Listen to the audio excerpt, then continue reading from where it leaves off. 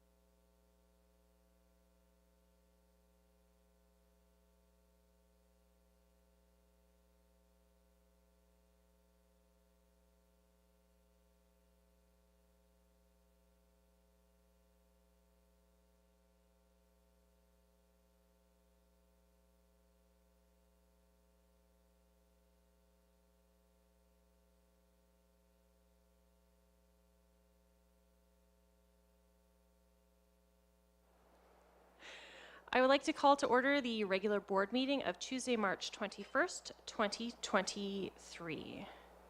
As is our custom, we begin with our board meetings with the singing of our national anthem. We're very honored today to have a pre-recorded video of students from Mackenzie Lake School singing O Canada. I'd ask everyone to please stand and follow the lead of the students.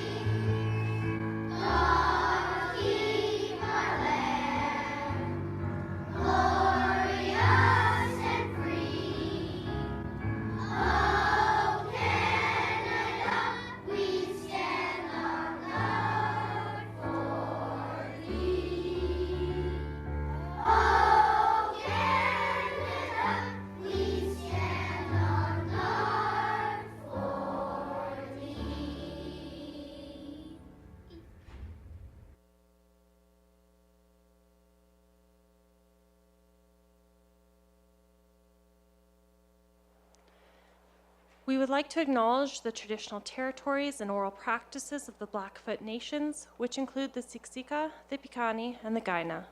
We also acknowledge the Tsuut'ina and Stoney Nakoda First Nations, the Métis Nation, Region 3, and all people who make their homes in the Treaty 7 region of Southern Alberta. I'd like to take this opportunity to welcome all of our staff and public in attendance at this meeting. Representing our stakeholders group, I would like to recognize Janice Luchensky from the Principals Association for Adolescent Learners and Joe Sturgeon for the Senior High School Principals Association. Our first item of business is to approve the agenda for today's meeting. Ms. Miner, do you have any changes that need to be noted? Madam Chair, the following agenda change request has been received: that opening remarks be added as item 3 and the remaining items on the agenda be renumbered accordingly. Could I have a motion that the agenda be approved with... Thank you, Trustee Dennis. Those in favor? That is carried unanimously.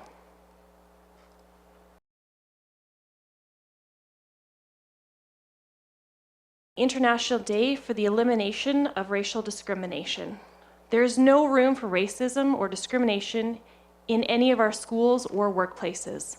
And the CBE has taken significant steps in the past few years to address systemic racism and promote equitable and inclusive learning and working environments. We recognize more needs to be done, and we are listening and learning so we can continue to do better. As a school board, we are committed to acknowledging and supporting the implementation of the Truth and Reconciliation Commission 94 calls to action specific to education. Namely, we continue to support improved achievement, equity, and well-being for students who self-identify as Indigenous, and work to create opportunities for all students, staff, and school communities to engage in practices that facilitate reconciliation. Last year, we published the Indigenous Education Holistic Lifelong Learning Framework, which provides a foundation upon which everyone in our district can meaningfully deepen our individual and collective knowledge, decisions, and actions to meet the holistic needs of all students. Decisions on names of school teams or mascots continue to be made at the school level in consultation with the school's community. The Board of Trustees also continues its journey to consider the renaming of schools. We recognize that this work takes time, and we are committed to conducting this work in a thoughtful manner as we consider the diverse perspectives of students, staff, families, and community members. Next on our item of business is the Annual Monitoring of Results 3 Citizenship. On March 7th, 2023, trustees had the opportunity to ask questions regarding this report. The report is now on the agenda for the board to consider whether the Chief Superintendent is making reasonable progress with the provisions of Results 3 Citizenship. It is now the board's responsibility to consider the report as evidence of reasonable organizational progress in this results area. The board has previously approved the reasonable interpretation of this results policy, which has set the stage for effective monitoring of actual organizational performance. I would like to remind trustees that today our job is to determine whether or not the report provides sufficient evidence that the CBE has made reasonable progress towards achieving this result, and to build a portfolio of the Chief Superintendent's performance in the results half of the Chief Superintendent's job expectations. I would ask a trustee to bring forward a motion regarding this report. Trustee May. That the Board of Trustees has reviewed the monitoring report for Results 3 citizenship and concludes that reasonable progress is being made towards the ultimate achievement of this results policy. Do trustees have any questions about the motion? Trustee Close? Yes, I think the question I have is that I didn't note a certification from the Chief Superintendent on the status of this report, so I just wanted to point of information. Thank you. Through the chair, I'm pleased to confirm that we are compliant. Thank you, Madam Chair. Thank you.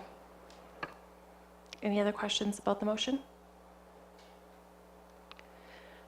Is that the Board of Trustees has reviewed the monitoring results for a report for Results 3 citizenship and concludes that the reasonable progress is being made towards the ultimate achievement of this results policy. Trustee May, would you please open debate? Thank you. So I'm happy to move the motion on R3 citizenship. I think as a system, it's important to look beyond provincial and local pure academic data and be able to highlight and monitor how students interact as citizens in a community. So this monitoring report has a great lens on what makes students successful beyond academic success. This includes being a responsible citizen, participate in our Canadian civil democratic society, respect and embrace diversity, and be responsible stewards of our environment. So I do see within the report that reasonable progress has been made or maintained, especially with the understanding that we were monitoring for last year when students, families, communities were still dealing with the impacts of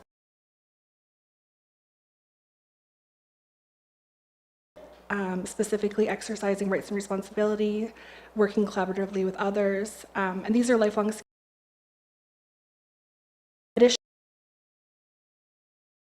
With when focused on other environmental concerns. And so I'm hopeful with this slightly more normal school year, we'll see that capacity return for volunteering, environmental concerns, and global issues. And so I do encourage my fellow trustees to vote in favor of the motion and look forward to any debate. Trustees for round one of debate.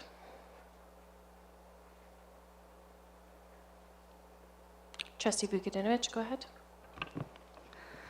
I am happy to vote in favor. Is one of the reasons why so many Albertans have made the CBE their #1 choice. From this report, it is evident to me that at the CBE we empower the whole child to be kind, to be helpful, and to thrive in a complex, interconnected, and changing environment. At our CBE schools, we don't just attain academic outcomes that exceed other school systems in the province, we also holistically address student health and wellness, and we guide our students into understanding how their personal health and wellness and their family health and wellness are tied to community health and wellness. And I hope my fellow trustees stand behind me in supporting this motion. Any other trustees for round one? Trustee Close, go ahead. I definitely can support and are the indicators that we've approved to demonstrate reasonable progress have definitely been met. I think when we visit schools and we see the focus on citizenship and how involved our students are in their learning community, but I do have a comment and a caution.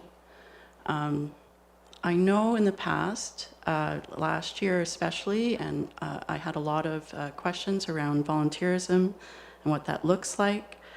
We talked about the impact of COVID on limiting the opportunities for that, and I'm not as sure at this point in time. So I'm reflecting on that COVID has likely revealed a situation that we need to address in the future. Obviously, the impacts of COVID have limited volunteerism or have limited that community contribution. So I'm not disregarding what it's been like in schools with COVID, but I think it's also revealed some cracks in sense of belonging that students are experiencing. And so I am very grateful that we've brought forward the student well-being framework, because I think CBE is doing great work in addressing those needs. And then when it comes to environmentalism, I'm not sure the questions are still relevant today about reduce, reuse, and recycle. When we talk about personal agency as far as trying to address climate change or environmental acts, I think probably what we're seeing in the results of the questionnaires is that we have some students that are probably feeling anxiety due to climate and wondering about what they can do as a personal agency piece in contributing to change. But we all know that they can and will, and that we can continue to work on those focus. But citizenship, obviously an important quality, and I really appreciate your opening remarks. But I think we do have to caution ourselves on what the indicators of success look like, and looking forward to a future conversation around sense of belonging and what that looks like in our schools.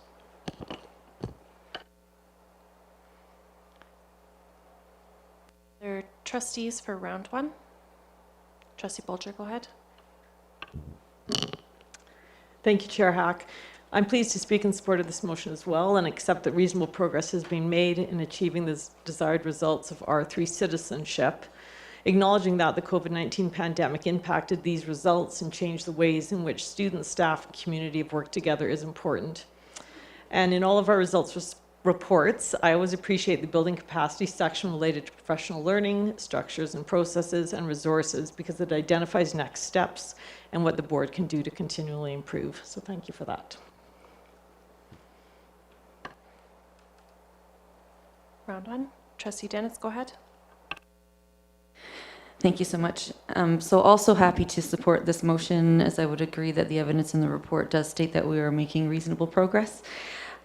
Just would highlight one thing, I guess, that I think is important, and it is that volunteerism opportunity. Citizenship is in many ways is built around those opportunities to be able to volunteer and be able to invest in your community, because you learn so much more about others around you and about the community that you live in when you have opportunities to do that. And so really appreciate the support that the system gives for those opportunities, and understand the impact that the global pandemic has had on those opportunities, and looking forward to growth in that area coming forward. But yeah, really happy to support this motion, and proud of the work that's happening in our schools around citizenship. Thank you.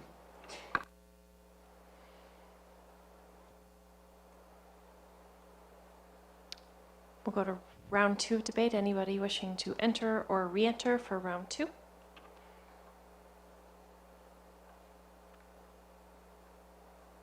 Trustee May, do you wish to close? I have nothing further to add. Thank you. Okay, with that, I'll call the question. Those in favor of the motion? That is carried unanimously. Next on our agenda is item 8.2, 3 Years School Capital Plan 2024-2027. Chief Uzi, would you please introduce the report? Yes, thank you, Madam Chair. Trustees, today I'm pleased to present to the board the CBE 3-year school capital plan.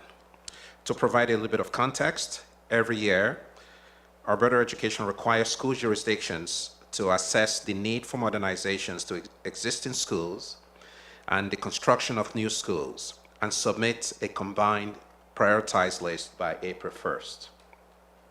Within the CBE context, the prioritization of projects is undertaken using the Board of Trustees approved capital planning prioritization criteria, offering an objective process that looks at new and developing communities for consideration of new schools, and at existing schools for modernizations. The plan before the board today represents this year's proposed submission based on these criteria, and is provided to the board for review, debate, and approval. At this time, for more information, I'd like to turn over the report to Superintendent Brereton to provide additional context, and certainly we'll be happy to respond to questions from the board. Thank you, Madam Chair. Chair Hack and trustees, the proposal before you signals the beginning of a shift. This in light of how these past 2 years, the CBE's submissions have intentionally primarily focused on modernizing existing schools, with over 83% of last year's plan being for modernizations. This emphasis was possible due to the record number of student spaces that were created following the opening of over 30 new schools over the course of the past 6.5 years. This year's plan, however, proposes the addition of 4 new school requests to the prior year's 2 new school requests, tripling the total number of new schools being requested to 6. This increase speaks to the continued strong student enrollment growth within the CBE and the need to maintain healthy school utilization rates that promote programming richness and variety for students while also ensuring ongoing sustainability of the system. On that note, the system-wide utilization rate currently stands at 87%. If no new schools were approved by the government, our projections indicate that this figure will rise to 94% utilization by 2027. Accordingly, new schools are essential to ensure that we continue to have sufficient spaces for students in new and developing parts of the city, spaces that will also better serve students by reducing transportation times. And while modernization requests still make up the lion's share of requests in this year's plan, you will note that last year's #1 priority, John G. Diefenbaker High School, has been removed due to the government's full approval of this modernization on March 1st. So, woohoo! The plan also proposes the removal of another modernization from the plan, namely Queen Elizabeth High School, and inserts a modernization that was not previously listed, that of Crescent Heights High School. The school modernization removed is as a result of ongoing investments within schools that are required to ensure that we continue to ensure that these learning environments remain safe and welcoming for students. And of course, these investments over time will see the score allocated based on your board-approved criteria gradually reduce over time. And then ultimately, in this case, being removed entirely from the plan. Overall, modernization projects, meaning those projects that propose significant maintenance and improvements to existing CBE schools, again, continue to figure predominantly as part of this proposal, and certainly with over 55% of CBE schools being over 50 years or older, and with that number set to climb to over 69% of CBE schools being over 50 years or older over the next decade, the urgent need for modernizations cannot be underscored enough as a way to ensure that CBE schools can continue to be great places to learn for the next 50 years. Having conveyed these highlights of the 3-year school capital plan, we'd be pleased to answer any questions you may have.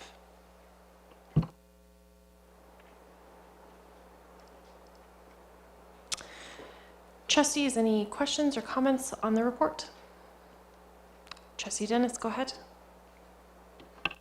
Thank you. And to echo Superintendent Brereton, woohoo! I like capital plan days, so this is great. So the Alberta government introduced 2 new categories when it comes to planning for schools, and where we used to look for requests for design or construction or major modernization funding, now there is categories that have been added on pre-planning and planning.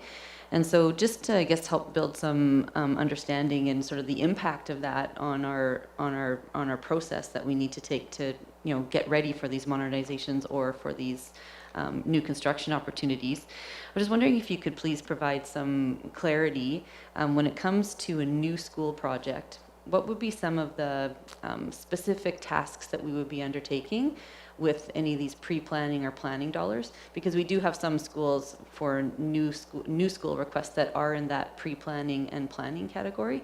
So I wonder if you could be a little bit specific. I really appreciated the inclusion of the Alberta government chart on page 8 of 43, but just wonder if you could just dig into some specifics around new schools construction and then also modernizations. What would be some of the work that we'd be doing in those two new categories, please?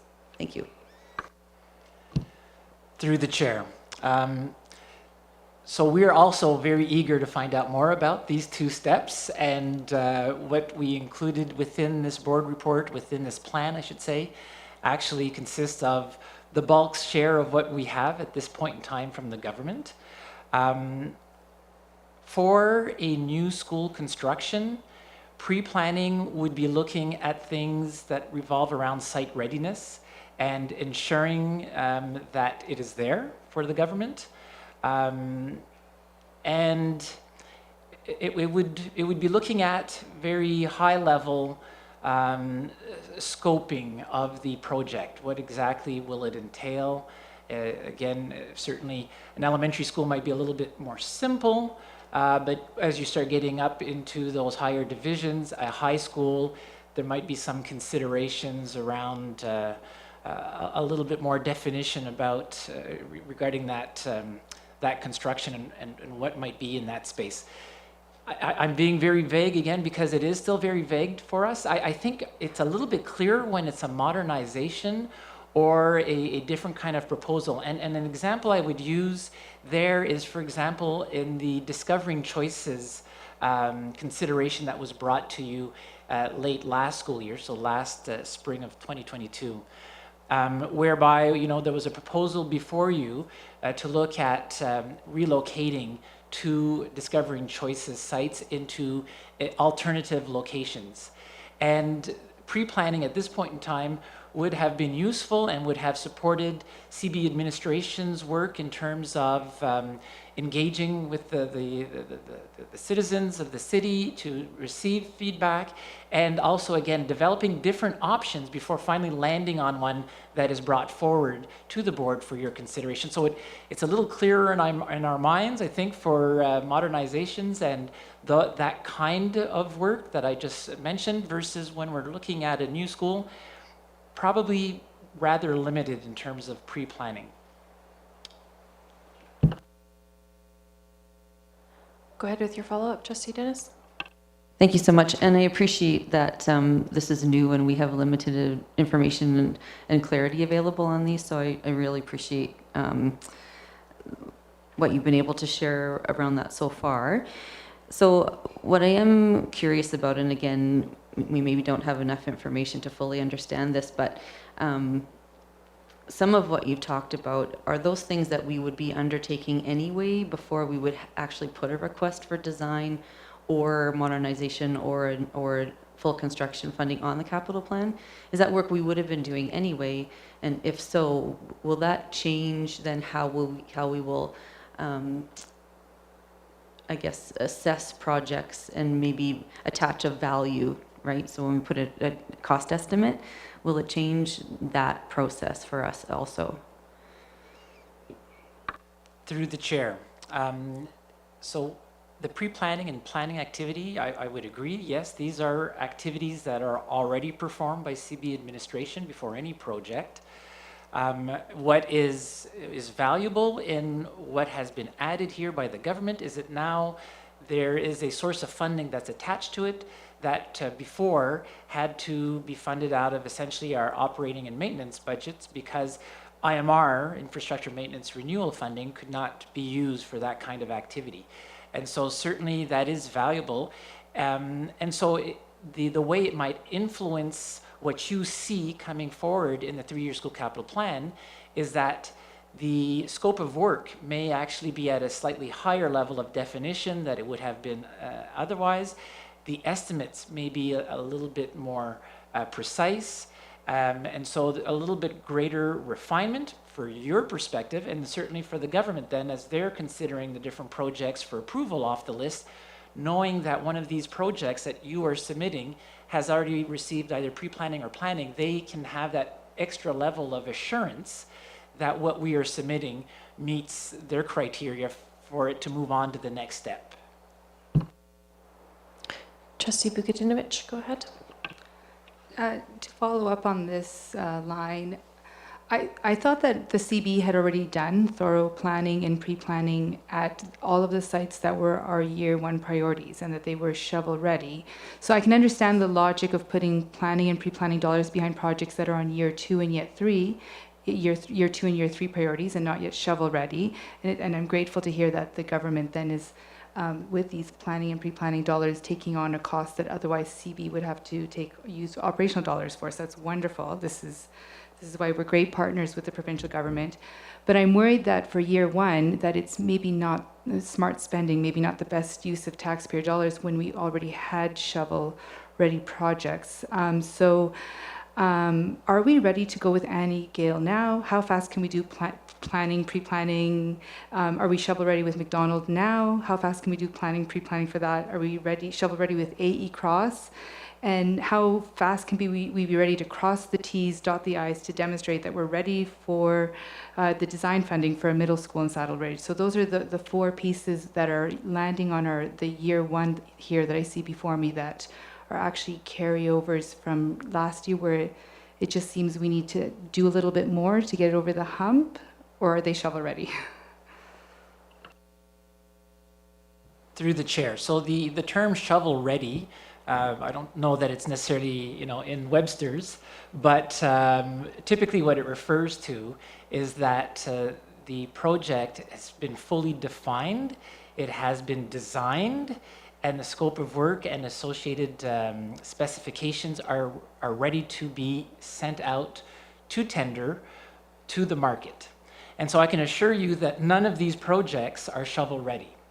The thorough work that has gone into producing this report is all of the background information in terms of identifying what schools should be requested for approval to proceed to those steps.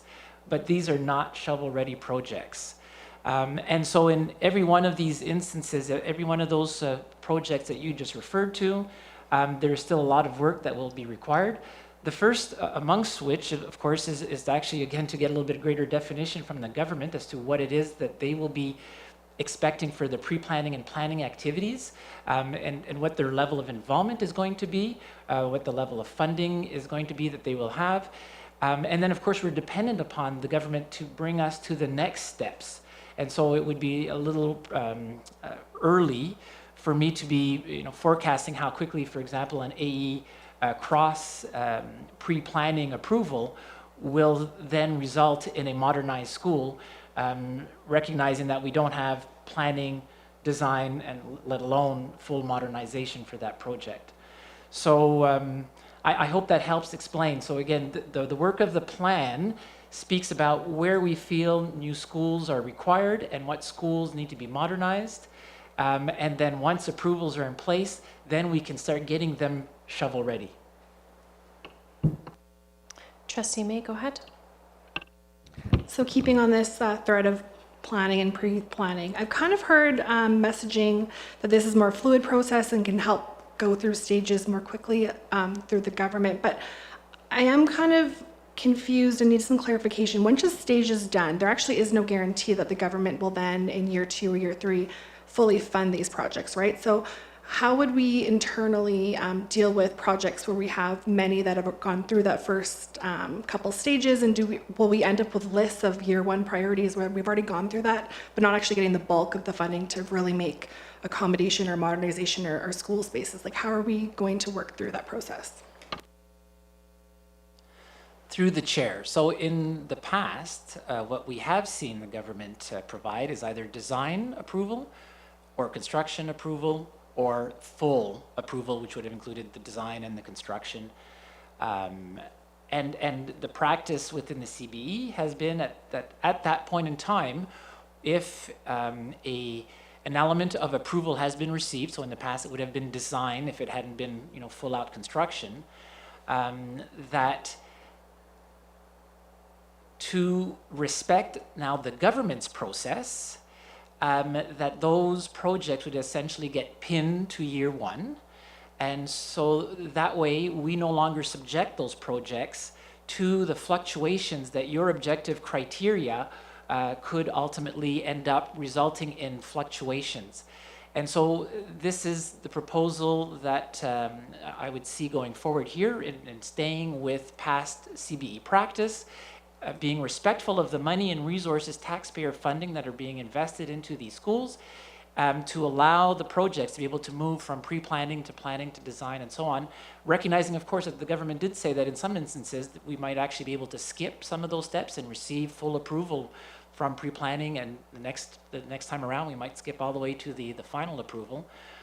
And so that is how we envisage moving forward with this. Now, certainly, if at one of those stages the government suddenly signals that this project is not being supported to go forward, then at that point in time, the plan will have to take into account the fact that it no longer has that support.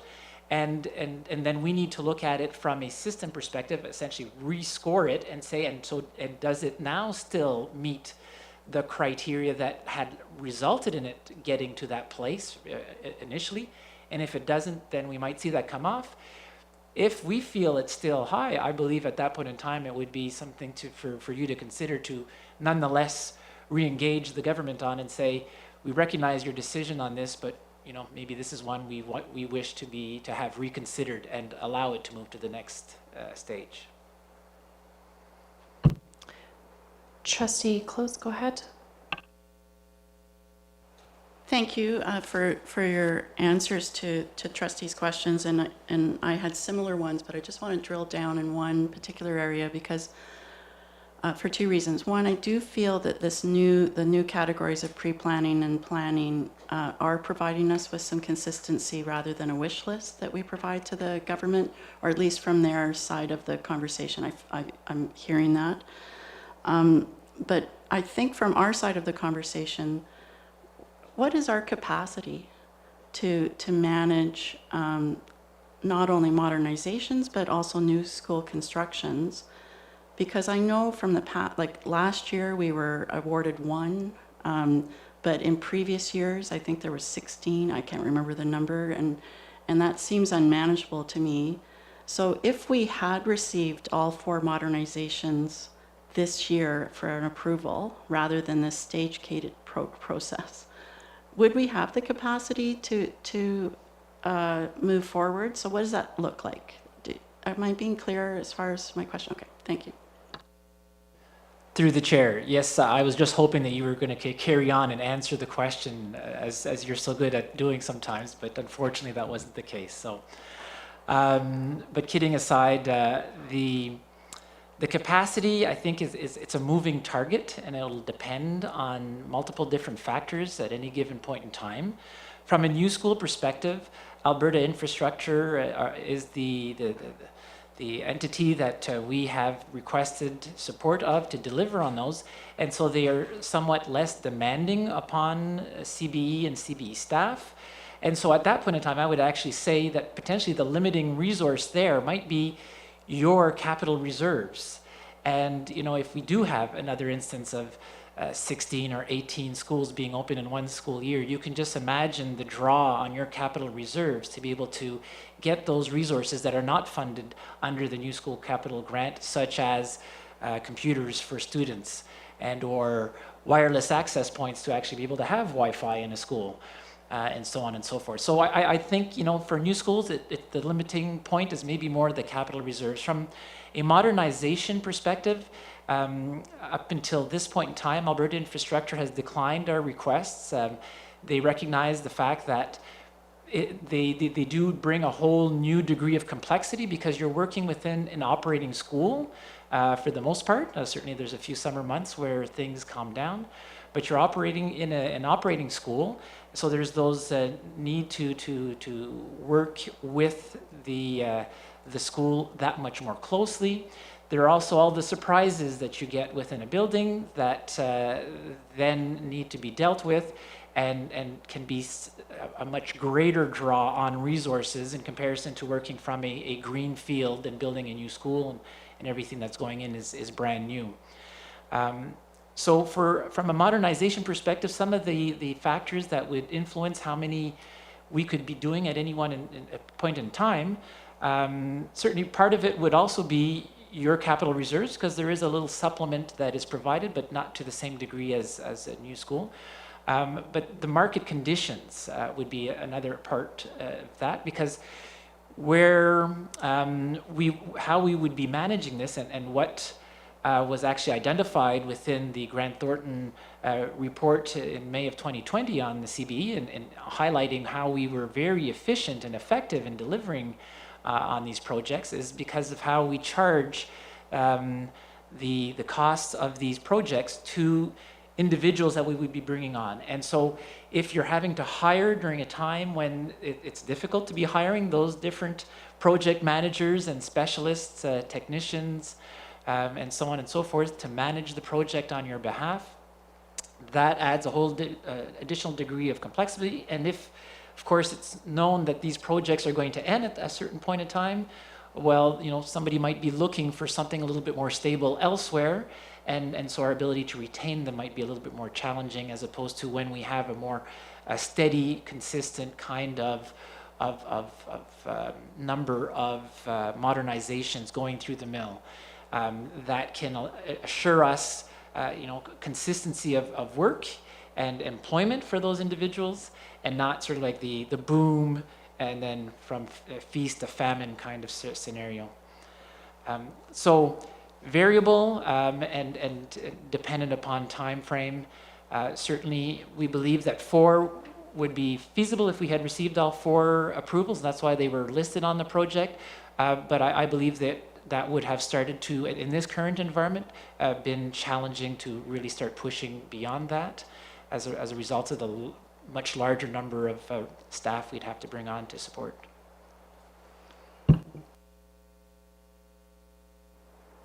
Thank you. Trustee Vukadinovich, go ahead with your question. Still trying to understand how the pre-planning fits in with our the capital plan that we have before us. In the recent funding announcements from the provincial government, the government of Alberta announced a total of between $377 million and $434 million for capital projects in 2023 for new schools, major modernizations, replacement schools, and design, planning, and pre-planning projects all across Alberta. Now, we know that 1 out of 6 students in Alberta is a CBE student, and we also know that our provincial government, and I know the all together, and we know high value on respecting the choice of families, which is the choice.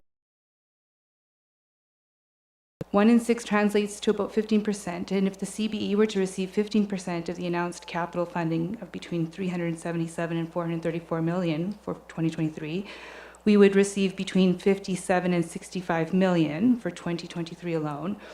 So far, I'm so grateful we have an announcement of $31.5 million for a major modernization at John G. Diefenbaker, plus a few $100,000 for planning and pre-planning for several other projects.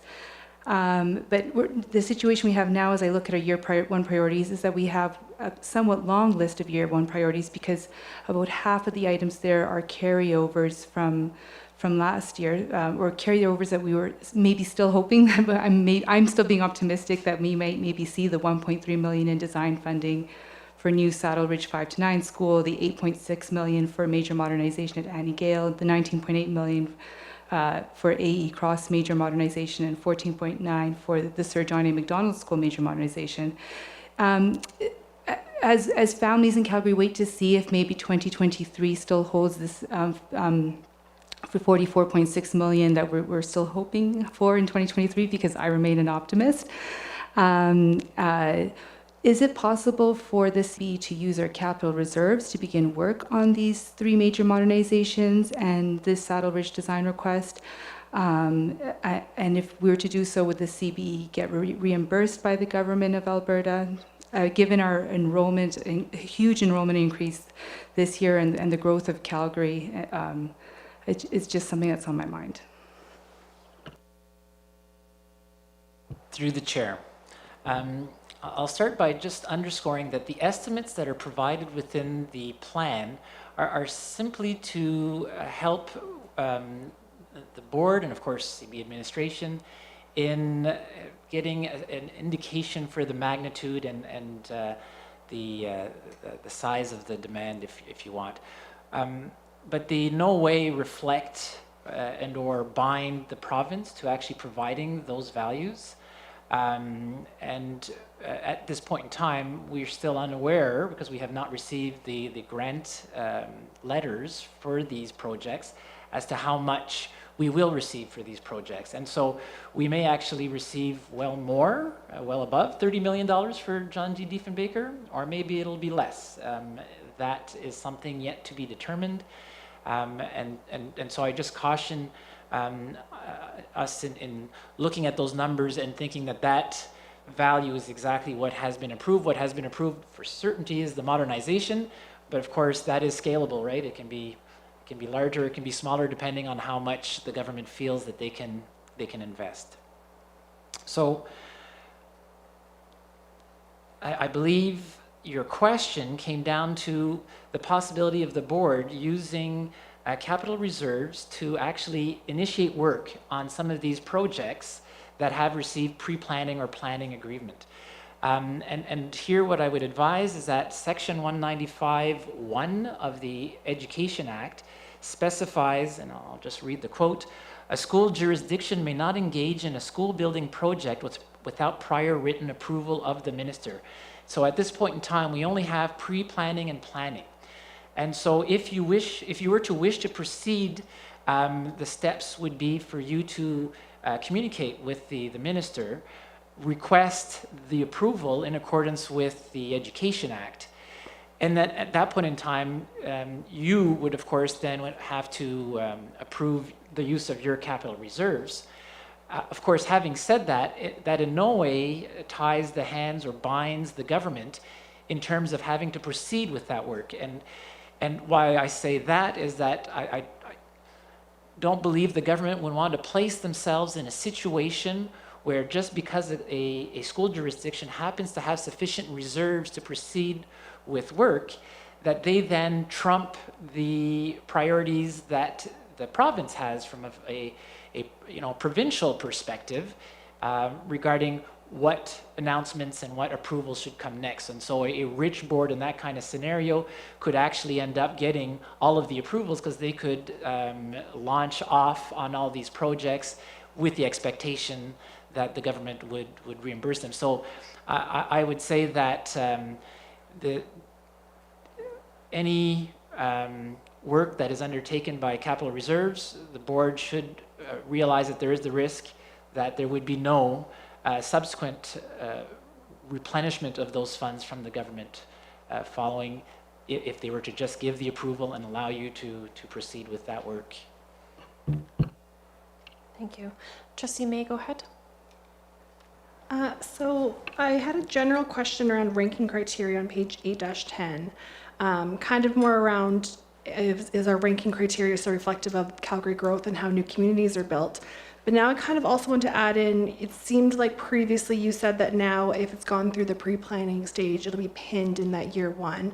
So are we going to need to kind of change some ranking criteria to adapt for that? Because if schools now no longer move based on need or what we're seeing in communities, does that kind of change ranking somehow? I'm just looking for some confirmation on process, I guess.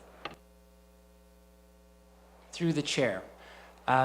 So the fact that a project has received a degree of provincial approval doesn't ultimately change its ranking within our priorities, and I don't believe that it should.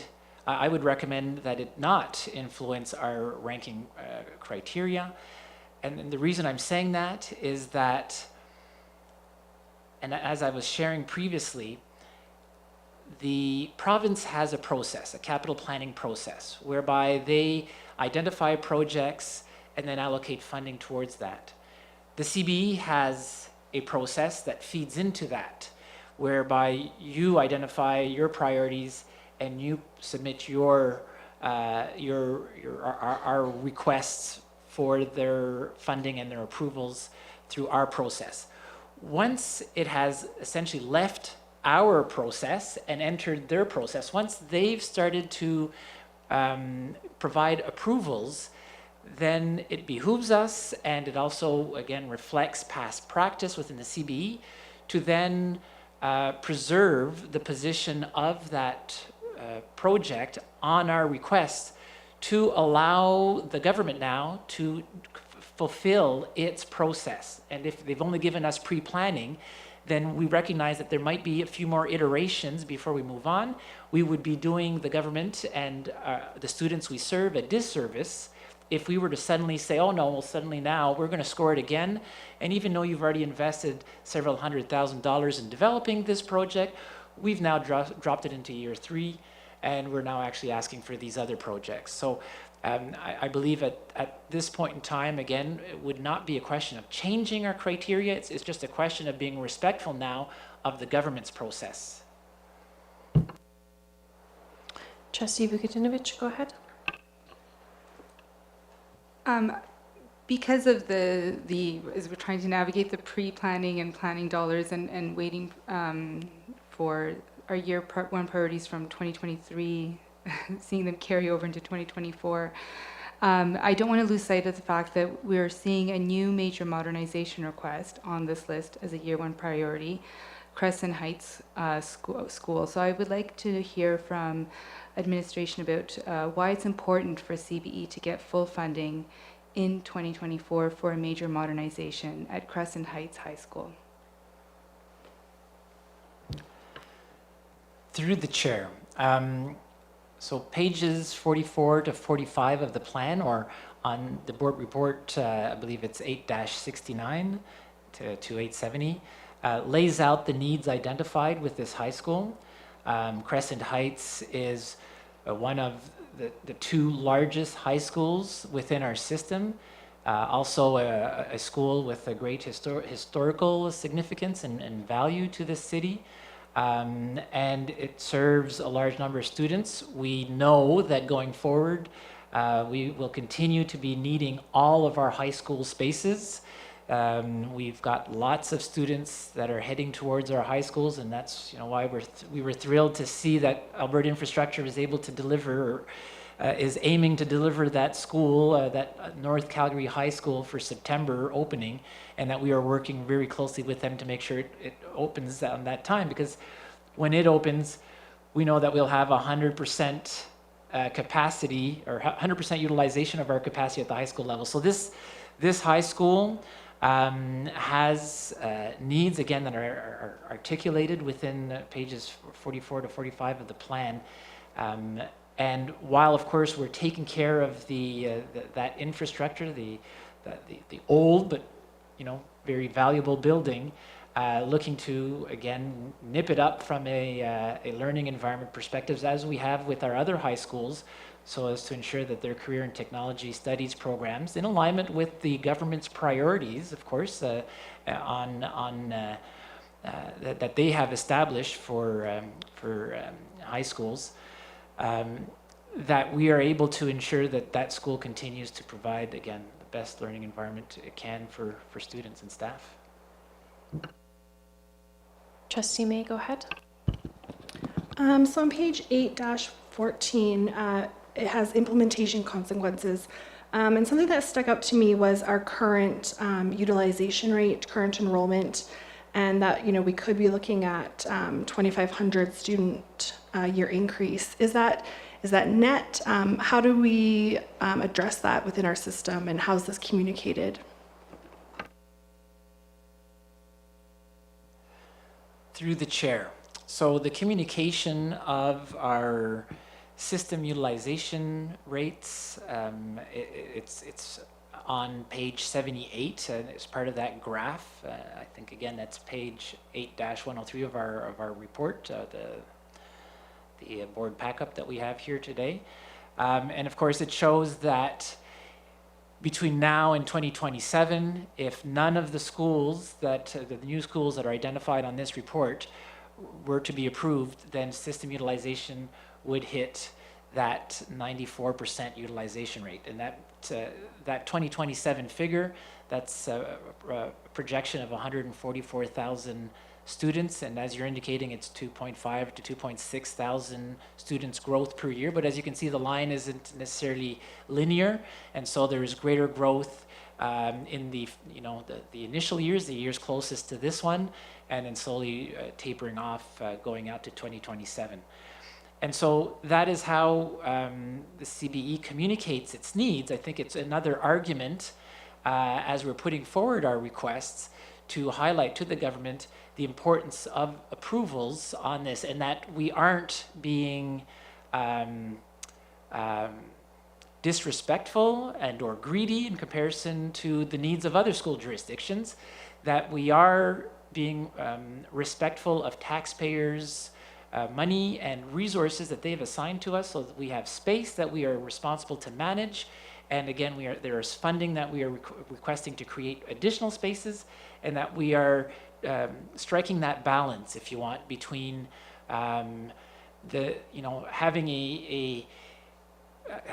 essentially a utilization rate that could potentially be very, very low, but we're building schools on every single one of the sites that have been allocated to us within all of the different communities, but then potentially detracting from the sustainability of the system, both educationally as well as financially, because then the resources are spread so thin, versus getting schools in the right place at the right time, and being sure that at the same time we're able to continue sustaining learning in existing schools and resourcing those schools.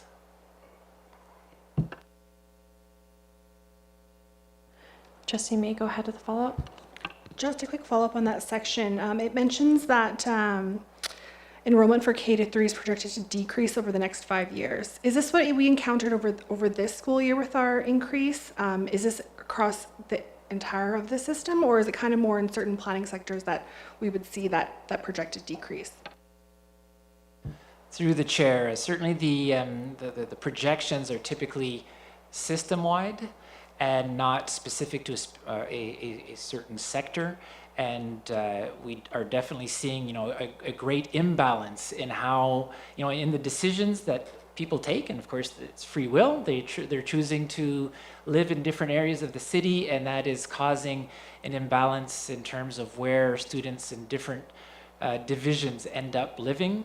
Of note, this information as well that's within this report speaks to our lived experience.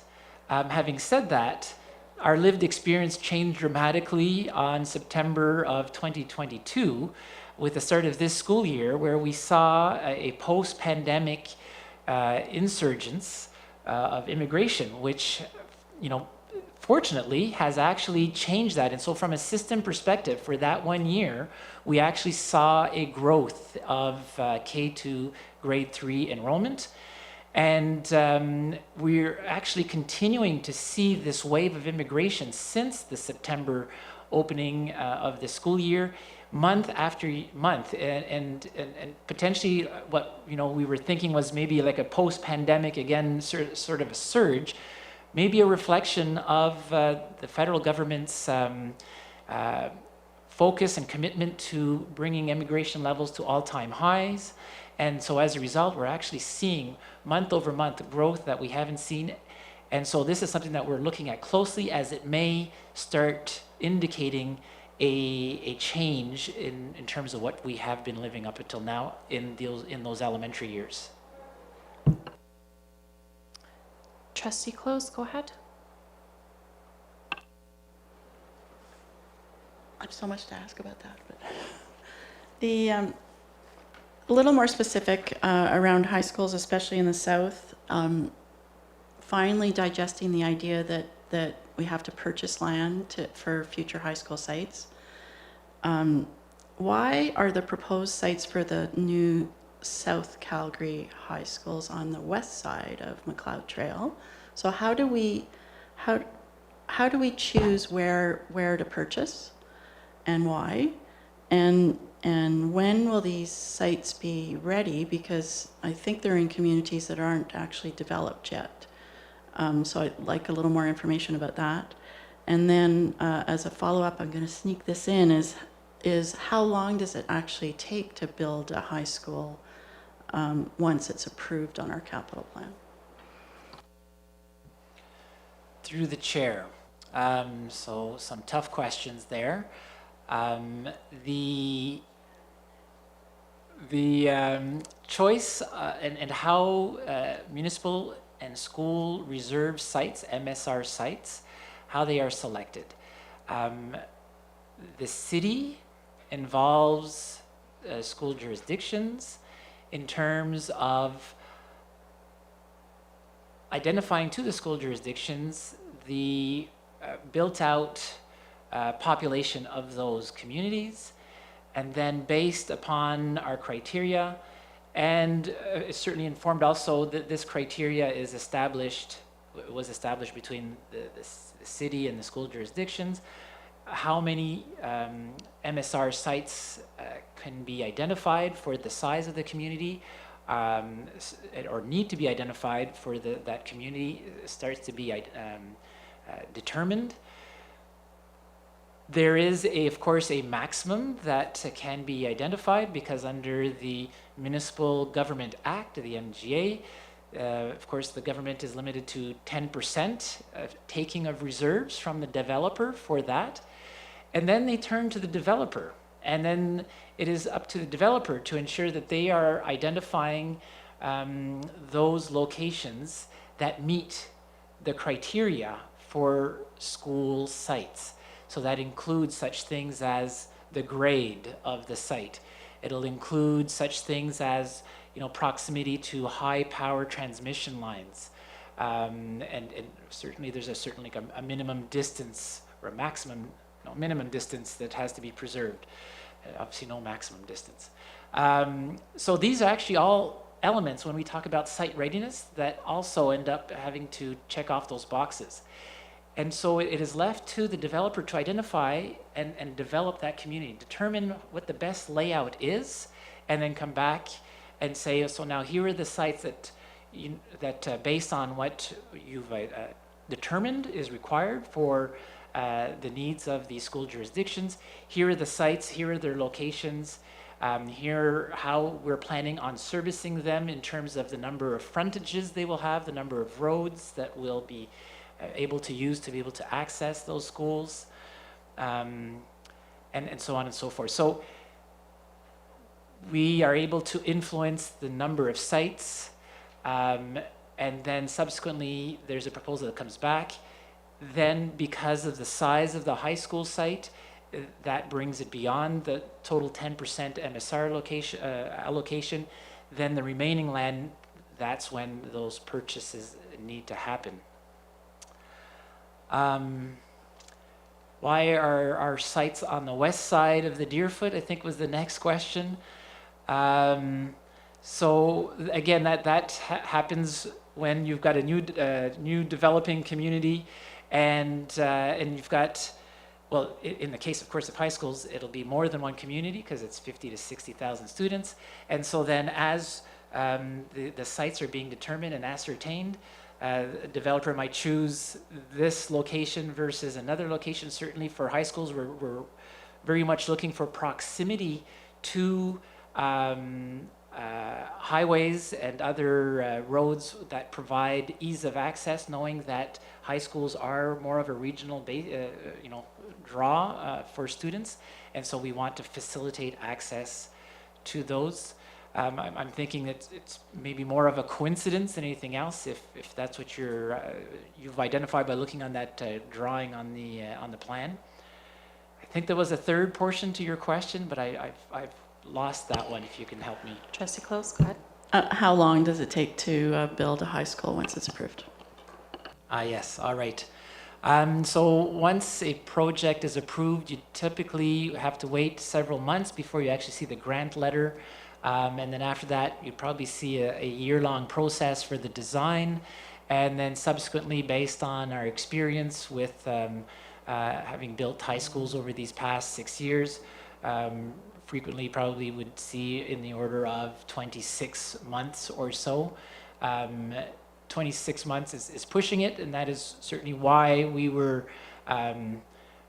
when we were going out with the high school engagement, projecting for a North High School opening in September 24, because certainly we felt that September 23 was a little on the aggressive side, but again, it seems as if they're going to get it done. Trustee Vukadinovich, go ahead. Thank you, Chair Hack. I wanted to follow up on Trustee May's question and Trustee Close's question, so I'll just pick the most recent, Trustee Close. On pages 46 and 47 of 99, in a section called Construction Priorities Senior High Schools, I see information that tells me that the CBE currently has 2,266 currently enrolled CBE high school students who are currently being bused far from their homes in the Northeast to overflow schools in other areas. So these are 2,266 students who are waiting for high school space in their closer to their homes.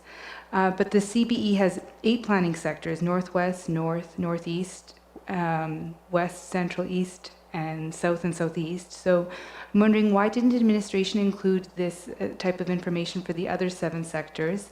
In particular, I'm wondering why this information wasn't included for the South sector, which is where we are hearing from a lot of Calgarians asking about when they will receive a high school for their area. And if I may just quickly pull a Trustee Close move and answer my own question. I know that you guys have an incredibly lean staff because we prioritize putting money directly into classrooms, and so we're not, I know we're not giving you a lot of resources to make very long reports.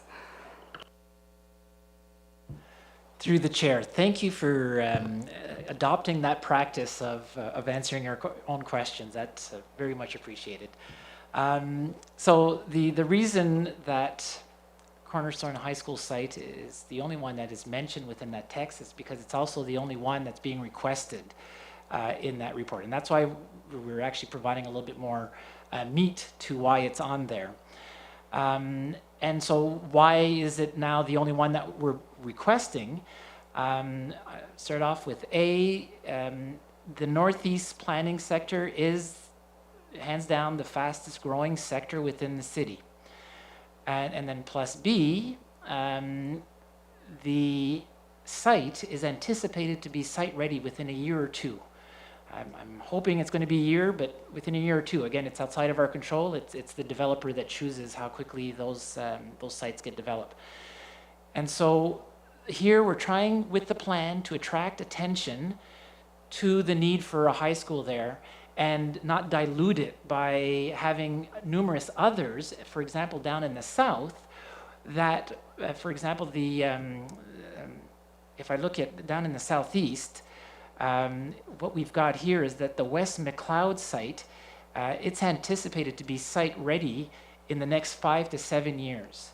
And so if that was on your plan for the next 5 to 7 years, maybe not necessarily attracting the attention where it needs to be at this point in time in terms of new schools.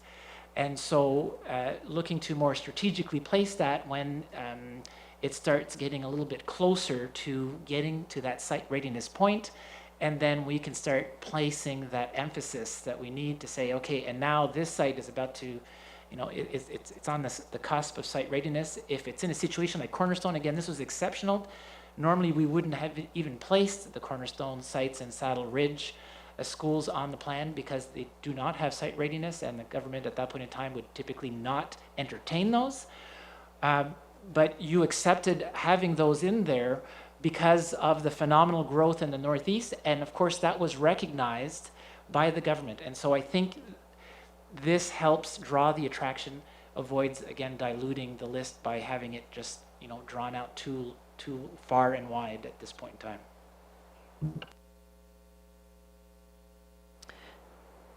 Trustee May, go ahead with your question. Yeah, kind of building on that with that section, I can understand not diluting it, but I think where I struggle a bit is I just don't see the understanding or the forward focus. So I can understand that, yes, we're seeing the Northeast is very high. I can see that in the data. But then I also see that in 2027, 2028, we're going to be up like 30% with residence utilization. And so it just says like, we'll be managing these at the 4 South high schools, but I also see they're increasing to 81% as well. So I really, I wonder at what point do we start having more of that data and that discussion, because I feel like there's just not really an acknowledgement of what's to come, and I don't want any sector of our city to be at the 300 that it is in the north. So I think I'm just kind of confused as to what we can change or what we can provide when we don't necessarily have the ranking criteria that you would with the K-9. Through the chair, I think the data that is within the plan and that you are referencing actually is that foreshadowing in regards to what's going to be needed next and where. Recognizing, of course, though, that development of a community and other communities throughout the city might not progress 5 to 7 years out in the way that we're currently anticipating. They might be faster or they might be slower, and another community might actually leapfrog that community. And so then suddenly the demand for that high school may be in another area of the city. Certainly not something that I would be putting any money on if I was a betting man, but this approach allows us to see, again, you see the utilization rates by residents, you see the utilization rates, and certainly by residents, that really zooms in and highlights where the disparity exists and where new schools are most needed. Recognizing, though, that those students are still being served, and I believe still being served very well by other CBE schools elsewhere during those intervening years until such time as their community and or communities finish building out, and then those sites are ready to be developed on.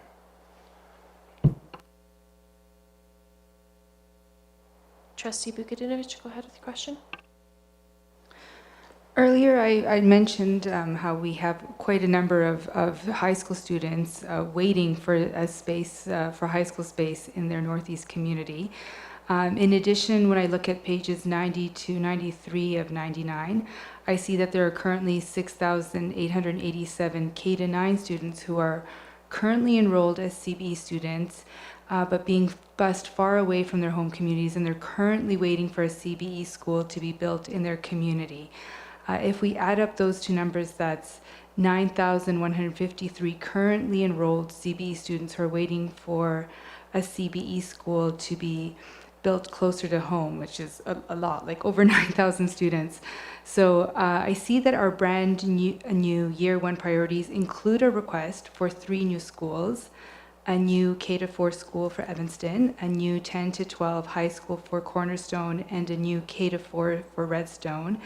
And I know families in Calgary have high expectations that all 3 of these new school requests will be approved for full funding in 2024. What can administration tell me about why these 4 new full construction requests are important for families in Calgary? And would these new schools help to address our current waiting list of 9,153 students who are desperately hoping for a CBE school in their communities? Through the chair, of course, those 9,000 students, again, are being served by CBE schools. And the downside, of course, is longer travel time to get to their school. The plan in front of you identifies that. It lays it out, again, using those utilization rate by residence tables. It helps focus in on the fact that there's a large quantity of students within an area and a very inadequate capacity within the local area, and that means that students are having to drive past 1, 2 full schools to finally get to their school where they're going to be accommodated. Having said that, of course, there's also the need, as I was mentioning previously, to strike that balance, right? And so we have the CBE planning principle of allowing students to attend a school that is as close to their home as possible, recognizing though that there is a tension, a natural tension that exists with that other CBE planning principle of using effective use of space and resources.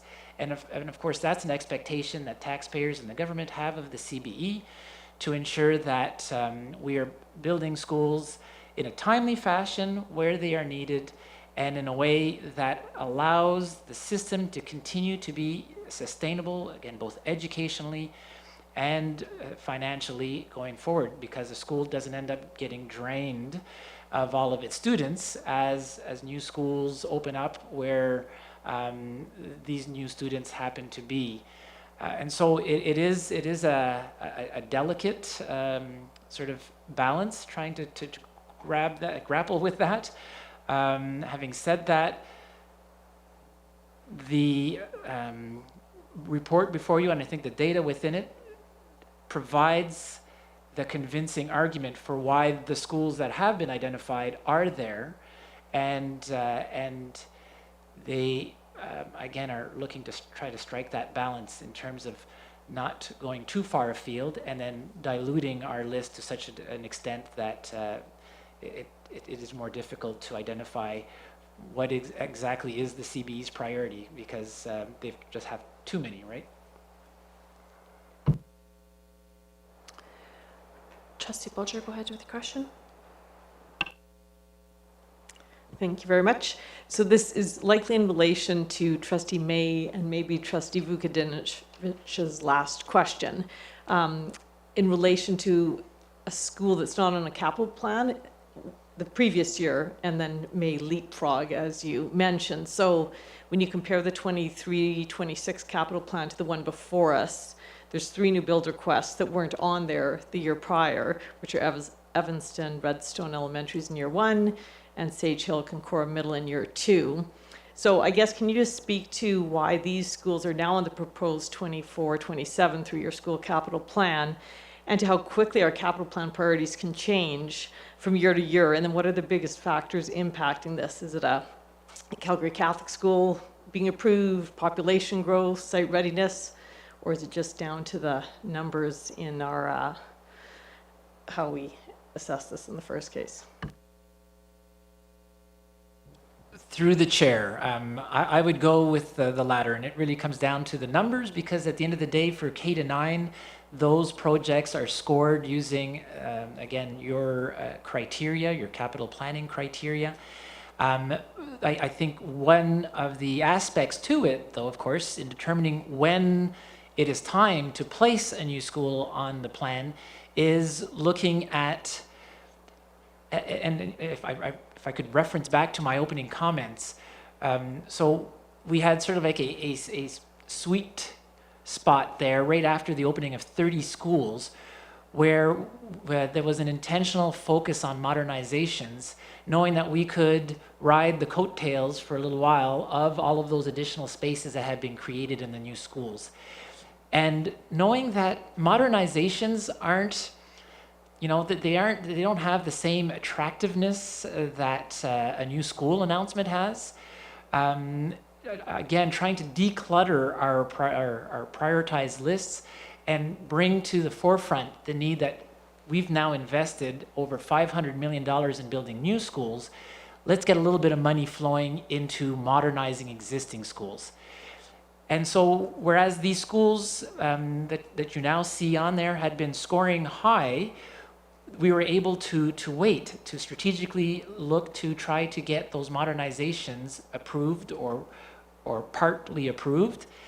And until such time as we get to that point where we're feeling the pressure from the enrollment that is happening in those communities to say, okay, now those new schools must come onto the plan, and we need to be actively requesting them. I hope that helps. Trustee Vukadinovich, go ahead. Thank you, Chair Hack. Yeah, I'm really optimistic that we will get approval for Crescent Heights High School major modernization in 2024, in addition to the other ones that we're still waiting for, hopefully 2023. My question is Just changing gears here for a bit, our capital plan is built mostly around the concept of building schools that have a capacity of 600 students for the K to 4 grade levels, and I can understand why it's mostly built around that. However, 10 years ago in 2013, the Government of Alberta approved full funding for a replacement school in Elbow Park with a provincial capacity of 276 students, so less than half of what's typical.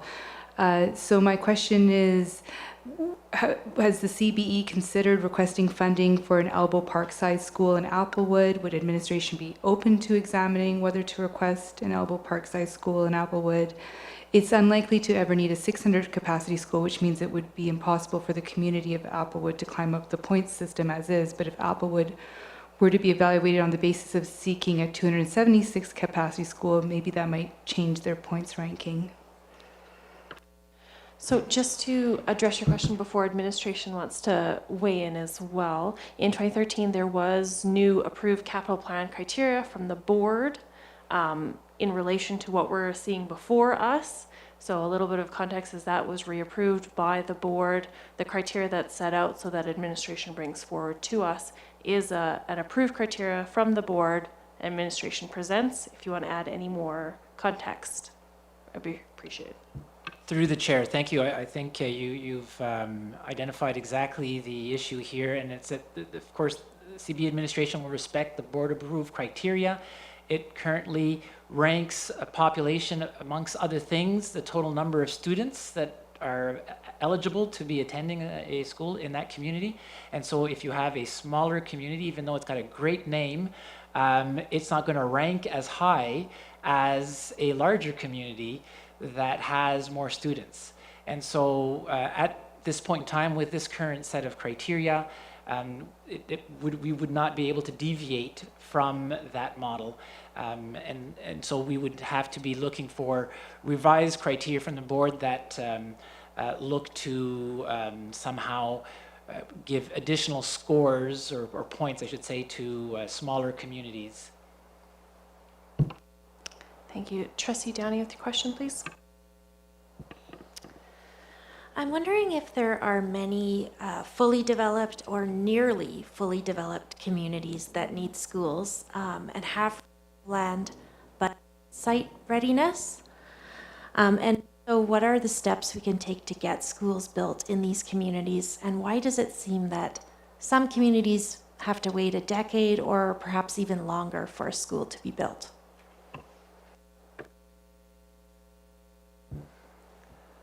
Through the chair. So a few parts to that question.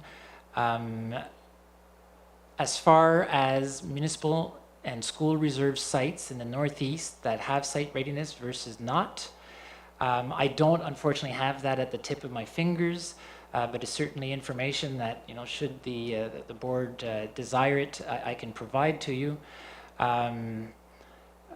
As far as why we have a community that may wait decades before seeing a new school, and another one might get it in much shorter notice, and another might never see a school. Ultimately, that comes back to the criteria, right? And so a school, well, it comes back to the criteria, but correction, I would say, and then what is happening in the province at that time, because the approvals for schools and the funding for schools comes from the province. And so a community might be number one for many years on our plan and then miss its prime because the government at that time just doesn't have the financial resources to be able to invest in that priority. They've got other priorities that they have to take care of. And then by that time, another community, according to the board approved criteria, has now risen to its prime, surpassed that other school, and it might just happen to, you know, be lucky at that point in time to be at a point where now the government has funding and this is a priority for them and they get an approval. Trustee May, go ahead.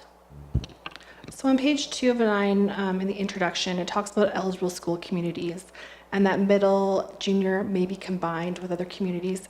How is this determined and when? And I guess a specific example is why would Legacy not currently be combined with Walden on this list?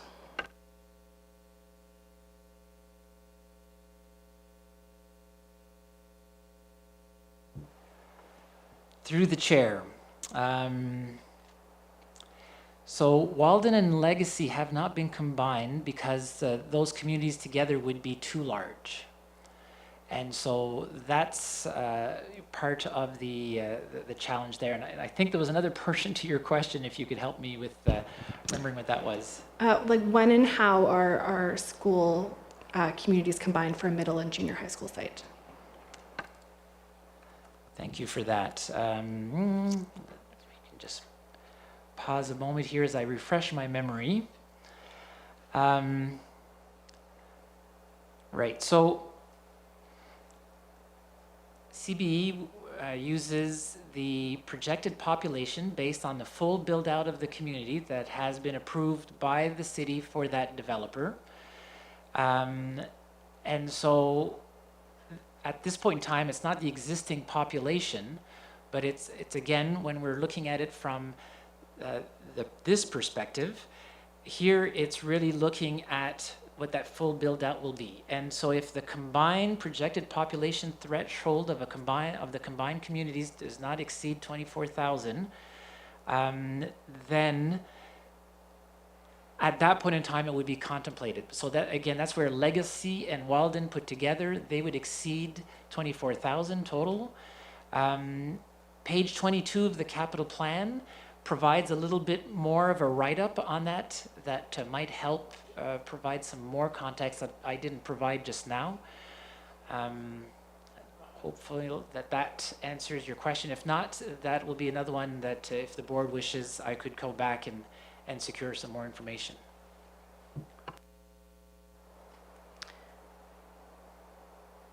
Trustee May with a follow-up. It doesn't quite, and I think that this is where I end up getting stuck on the list. So with the ranking criteria for Legacy, part of the reason they're not higher up is because they don't have a school site for elementary, but they don't think they're actually zoned for a school site, so they'll never actually be able to make that ranking criteria, whereas Walden, again, has a lower, so they're lower on the elementary. So I can kind of understand the data. just looking at bus times, I know 35 minutes doesn't seem very long, but when you're quite young, they're the highest travel on the list. And so I'm just wondering, at what point do we make those adjustments or make that consideration, or is this community just kind of destined to kind of be on that lower list for a very long time? Through the chair, so I just verified, and Legacy does have a elementary school site, and it does have site readiness, and so at that point in time, then it comes down to the criteria and how points are accorded, and how that then influences the overall placement of a community within the ranking. Trustee May with a second follow-up here. Sorry. So you say that it does have a site. So when would it end up on the K-4 ranking points then? So if we're seeing a middle school on the ranking points, I don't see one for Legacy on the K-4. So when would that trigger? If it's triggering for middle school, why wouldn't it trigger for elementary? Through the chair, this is another one where I'm going to have to ask for some patience. In terms of if you need this information, I'll have to go back and get it. I'm thinking that this community potentially was ranked in the past and potentially now has fallen off to a point where it's just not captured in that table. But that's completely conjecture at this point in time. Trustee Close with your question. Go ahead. Thank you. Just a quick specific one. You mentioned site readiness likely taking 5 to 7 years for the West McLeod site. Do you have a number for the Providence site readiness? Through the chair, even further out. These sites are in areas that are just so new that development could be potentially even further out. But again, that can fluctuate dramatically. If a developer suddenly finds that a community that they're developing is very, very attractive, then they could suddenly double up their resources and things can suddenly be compressed. And was it something along, Niels Bohr said something on the lines, there's, you know, prediction is difficult, especially when it's about the future. And so that's why we try to avoid those kinds of predictions while still laying out what we're seeing, so it does give us an indication. Trustee Vukadinovich, go ahead. I have a question that many Calgarians have asked me over the past year.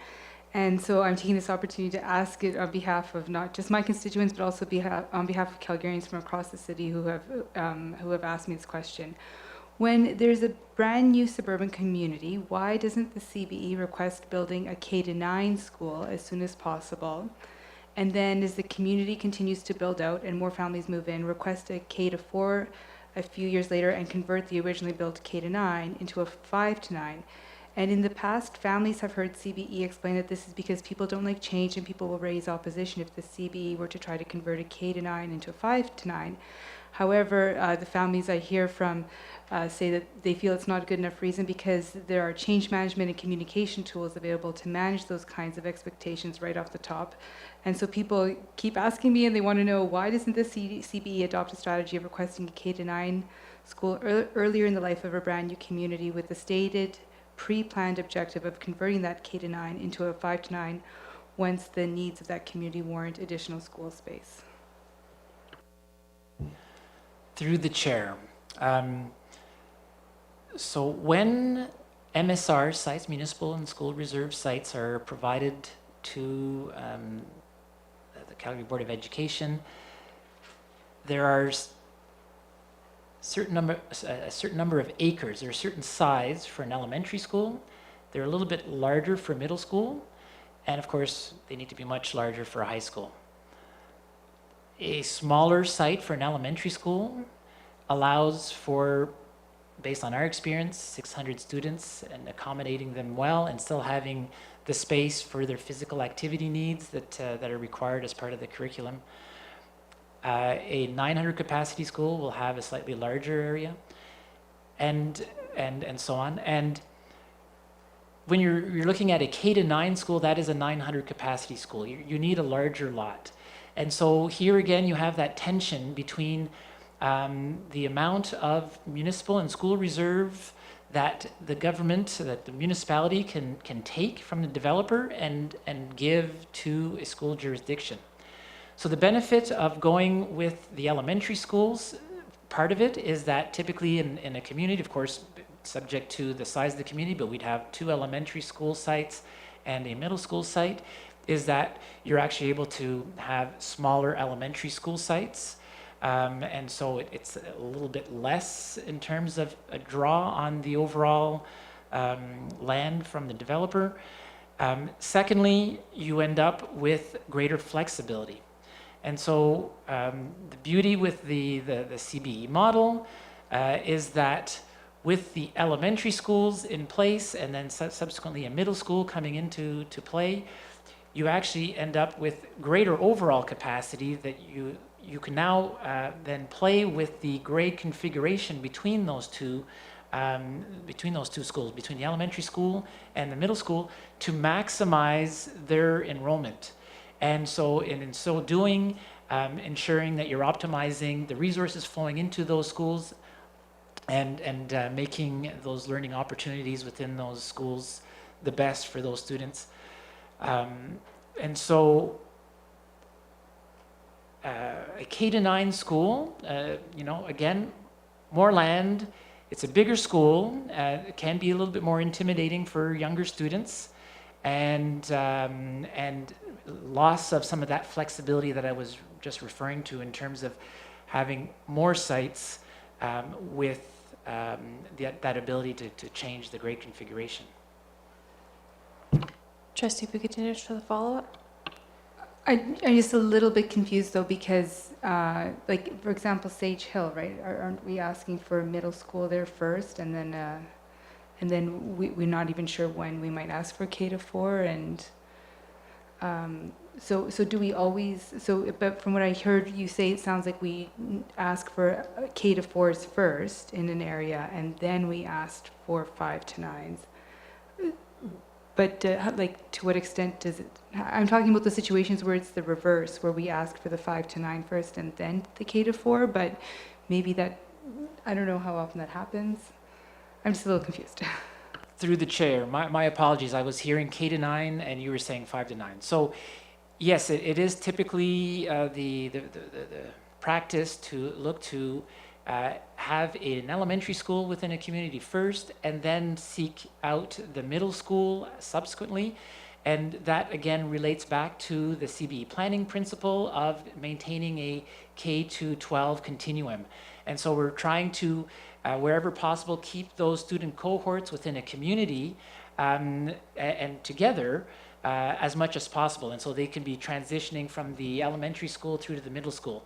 Now, there, in very exceptional circumstances, are instances where we might be going out asking for a middle school as opposed to an elementary school first. Those would be truly exceptional. From a K to 9 perspective, where I was talking to previously, in case there was some interest in that, I don't have the page number, but there is more information in the 3-year school capital plan, because there are instances where we know that the full build out of that community isn't going to be able to hit the threshold for elementary and middle school numbers. But a K to 9 will work, and so that's the case, for example, of Prairie Sky School in Skyview Ranch, of Griffith Wood School in Springbank Hill, and again, we've got a very small number of K to 9 schools, but there are some that manage to make it through that threshold. Trustee May, go ahead with a question. My question, I think, first of all, I just want to thank you, because I know lots of this is not you dependent. You're not the city who determines where things are being built or how. So I understand that's a reflection of you getting this data and meeting the needs of the system. So I do want to really appreciate for that. I do have a question, though, in regards to that conversation with the City of Calgary, specifically the planning sector. So has there ever been discussion about changing sector boundaries, like having the west, center, east absorb more of, say, the south or the north, or even having the south, southeast split into 3 quadrants like you'd see in the north? Because I think I have heard you say a couple times there is an imbalance of where students live, and it does affect our data. And so are these planning sectors changing percentages at all, as you have, some of those ones that are bordering the west, center, east, pulling down perhaps the growth that you'd have in an entire sector? Through the chair. So as you've accurately captured, it is the city that determines and identifies what those planning sectors are, and of course then we follow suit. There haven't been any discussions, though, I must admit, in regards to us looking to influence those, because in the grand scheme of things, the planning sectors don't influence the overall scoring as importantly as other factors like what's happening in that community in terms of the numbers of the total full build out and the numbers of students that actually reside there. So yes, the entire planning sector does ultimately influence the score, but not to that same degree as what's happening within the community that's being developed as such. And so not something that we've then turned our minds to in terms of trying to influence planning sectors, because of how it isn't that large determiner in the grand scoring of things, if you want. Trustee Vukadinovich, go ahead. Thank you, Chair Hack. On page 20 of 99, the report talks about Bill 28 and the effect on kindergarten entry. I'm surprised that this information is included in this report, because those kiddos are currently in grades 1 to 3, and by 2024, which is the year for which this report is intended, those Bill 28 kids will be in grades 2 to 4. Therefore, to my understanding, Bill 28 is no longer having an effect on the incoming kindergarten cohort. So why does this report include these 4 outdated paragraphs related to Bill 28 on page 20 of 99, and what value are they adding?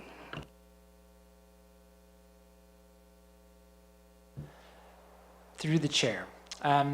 So that information is still provided there because it does provide background information from a 5-year history perspective as to what's happening currently. And so what you're seeing in terms of numbers of students within those schools now, in those grades that you reference, they are influencing the overall score being allocated to the schools that are being ranked. And so, again, this is just being provided as context as part of that 5-year history. And you can anticipate that it would be in the near future moving on as those students move beyond that those elementary years.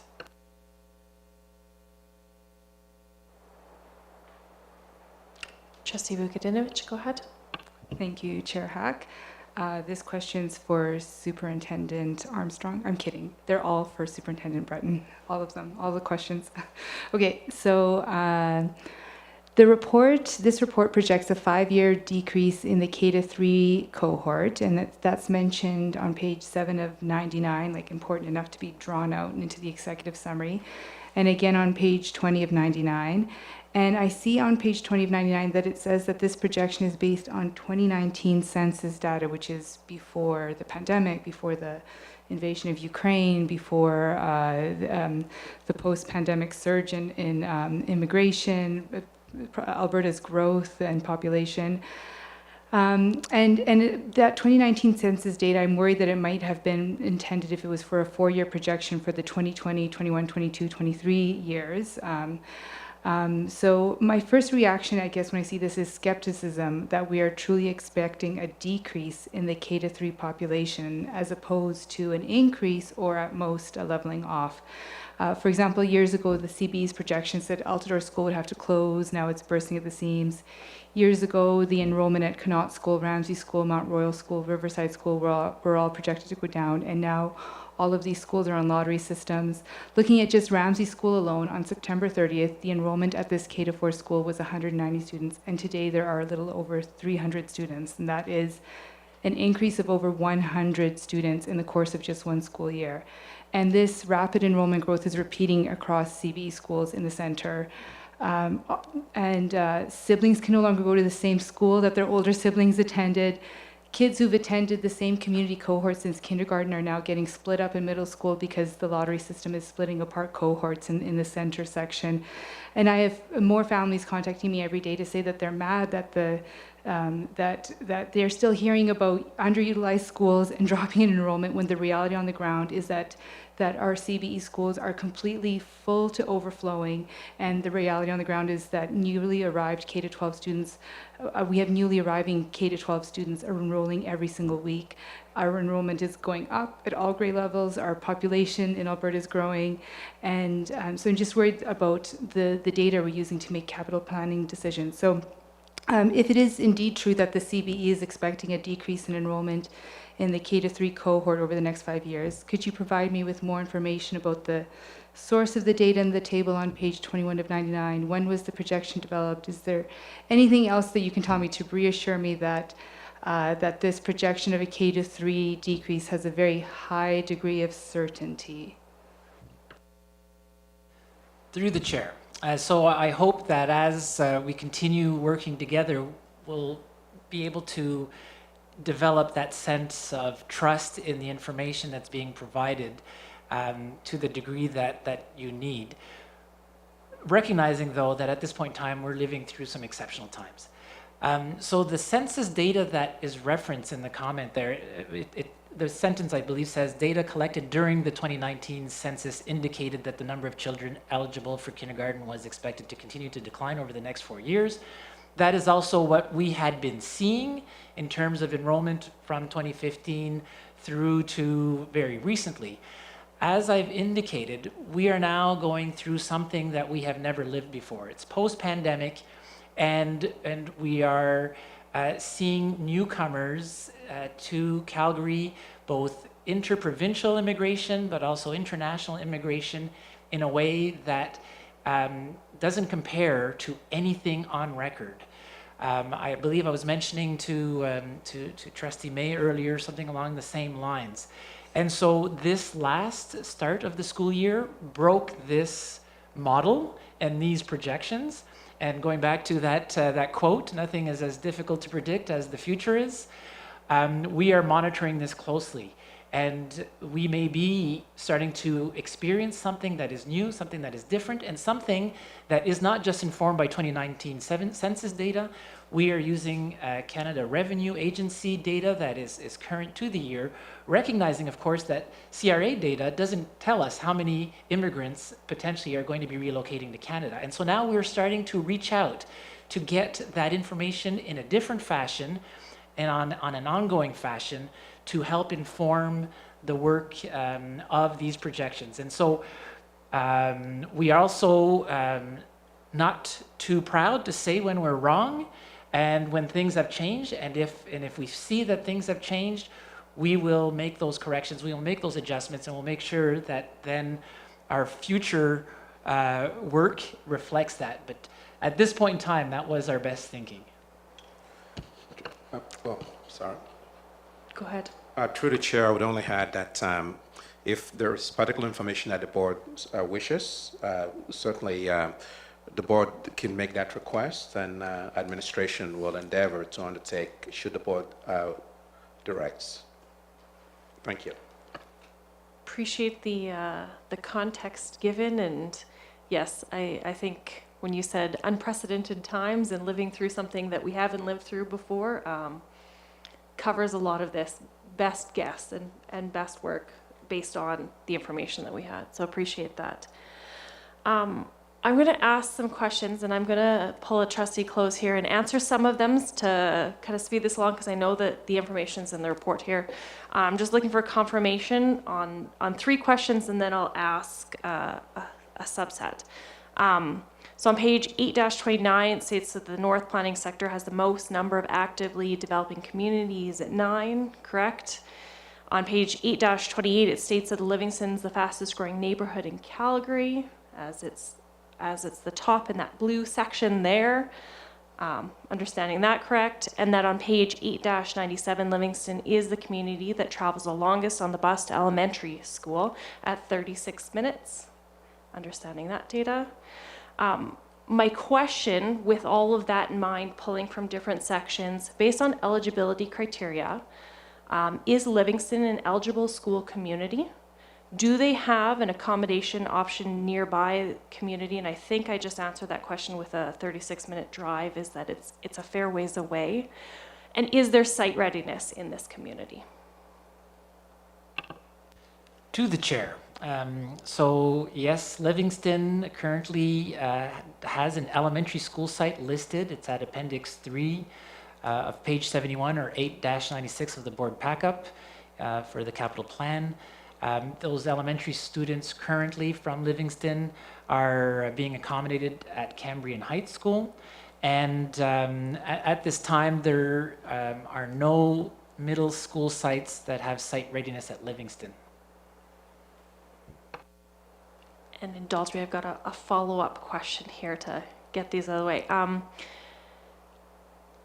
So with all that in mind, and knowing, like, I know that, and I've appreciated that all of our trustees live in the areas that they're serving and are listening to constituents and concerns that are coming. So I know that we all have a little bit of in this area, in this area, in this area, but that we make decisions best interest of the Calgary Board of Education.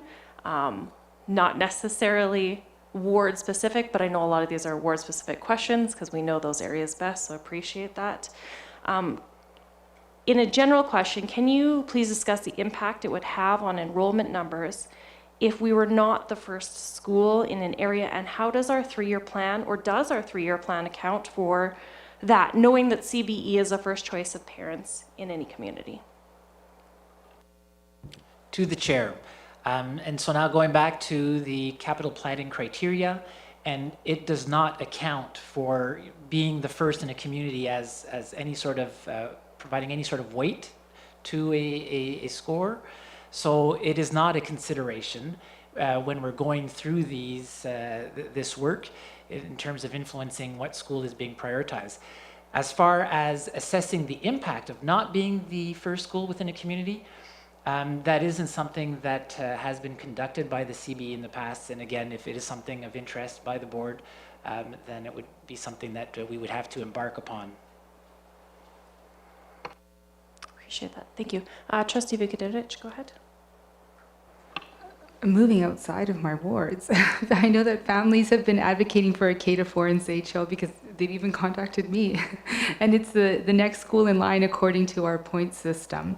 So given that it is actually, according to our point system, the next one in line, I'm just wondering why administration didn't include the K-4 in Sage Hill as a year 3 priority in this plan. So for 2026, not 2024, right? That's year 3, 2027.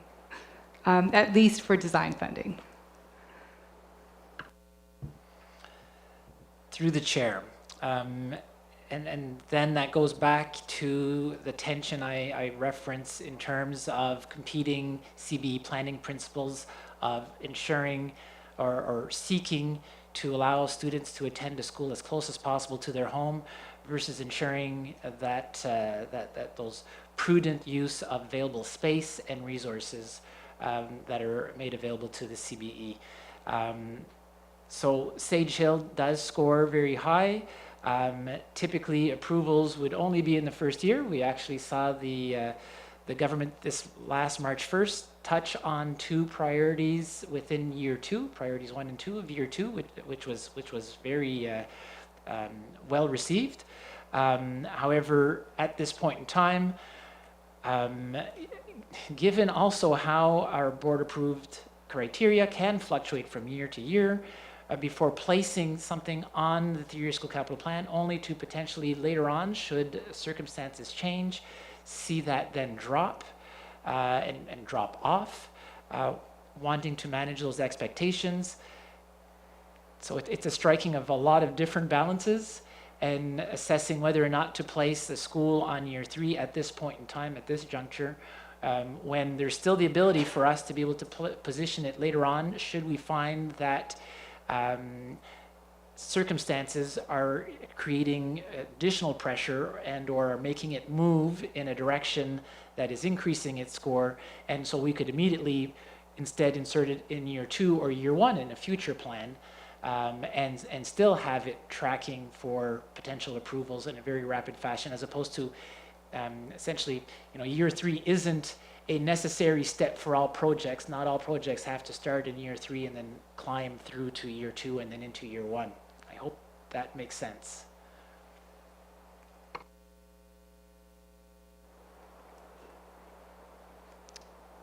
Any other questions or comments on the report?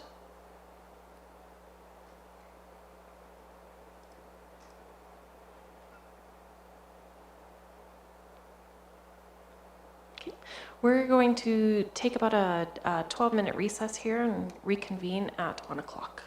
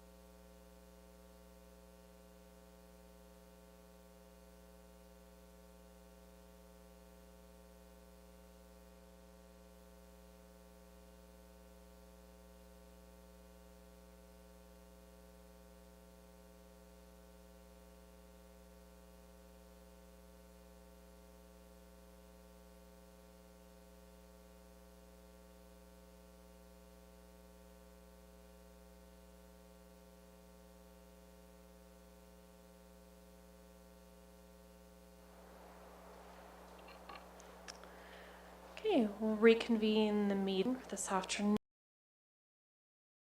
Are there any report today?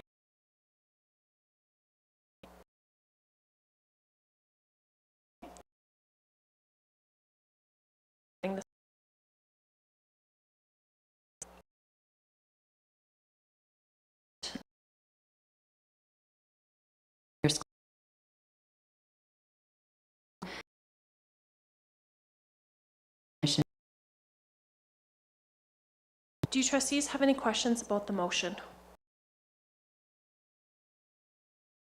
The motion on the floor is that the Board of Trustees approves the 3-year school capital plan 2024 as its submission to Alberta Education. Happy to do so. And I see it as reasonable, responsible, balanced, and strategic. And information to the government and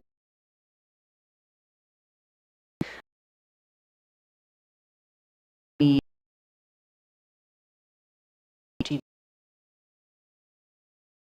been for we can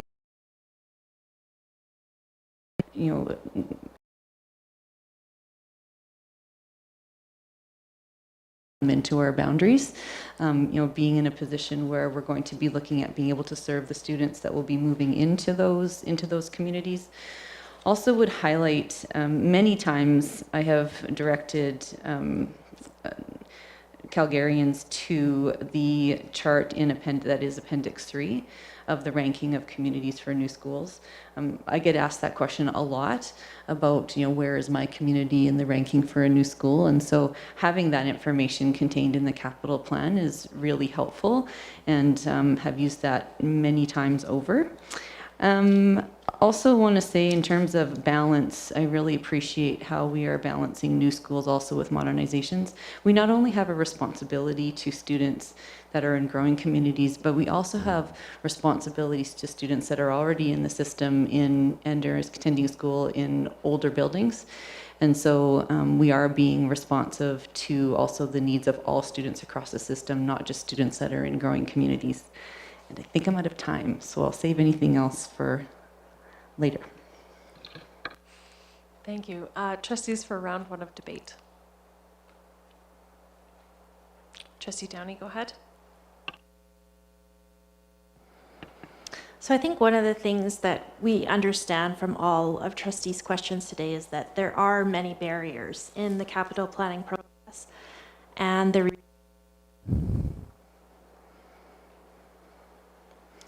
of building new schools or modernizing existing schools. So I accept responsibility of the Board of Trustees in creating the criteria that helps determine our capital plan needs. And I do look forward to working with my colleagues to improve this criteria to better reflect the needs that our constituents are sharing with us. In previous community engagements, the CBE has learned, unsurprisingly, that parents and caregivers most value a CBE school in the community in which they reside. The Board of Trustees is thankful for the support of the provincial government for their investment in the CBE, and I do call on them to continue this investment in a big and meaningful way to help the CBE build the many new schools that are needed in our growing city. People are waiting too long for schools to be built in their communities. The CBE is excited to partner with the provincial government, Alberta Infrastructure, and the City of Calgary to move the needle specifically on this issue. So administration has taken the board-approved criteria into consideration to create this capital plan, and I will vote in favor of this plan as it is today, with an eye on creating meaningful change in the future to better serve Calgarians. Trustee May, go ahead. I unfortunately am struggling a bit with the motion, not necessarily because of what's presented, especially with the realization that, city growth, changes in population, where schools are built is out of our control. And so we really are adapting to our circumstances, even a year-over-year basis. But so while this is technically created with board-approved indicators, policies, and rankings, there's just some locations and aspects that I just don't quite satisfy the need of what I've heard, and the comfort in having a neighborhood school. This includes how middle schools are combined in ranking, and the limitations that are placed because we can't always combine sites. Just seeing the data, there is a reality of increasing student enrollment projections and student residents in the Southeast. When I see the 2027, 2028 grade 10 to 12 resident projecting increasing by 35% to be at 233%, I do have concerns. I don't want our system to be the reality of the North, where they're currently at 317% utilization. That's now just able to see relief in sight for that sector and allow students to attend school closer to home with their cohorts and really build that community. And I really want to make sure and to make sure that adjacent high school sites do have the capacity to continue to accommodate this big growth. So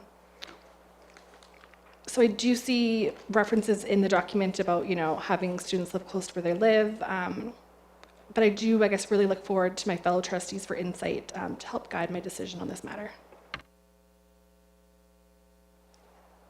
Trustees for round one. Trustee Close, go ahead.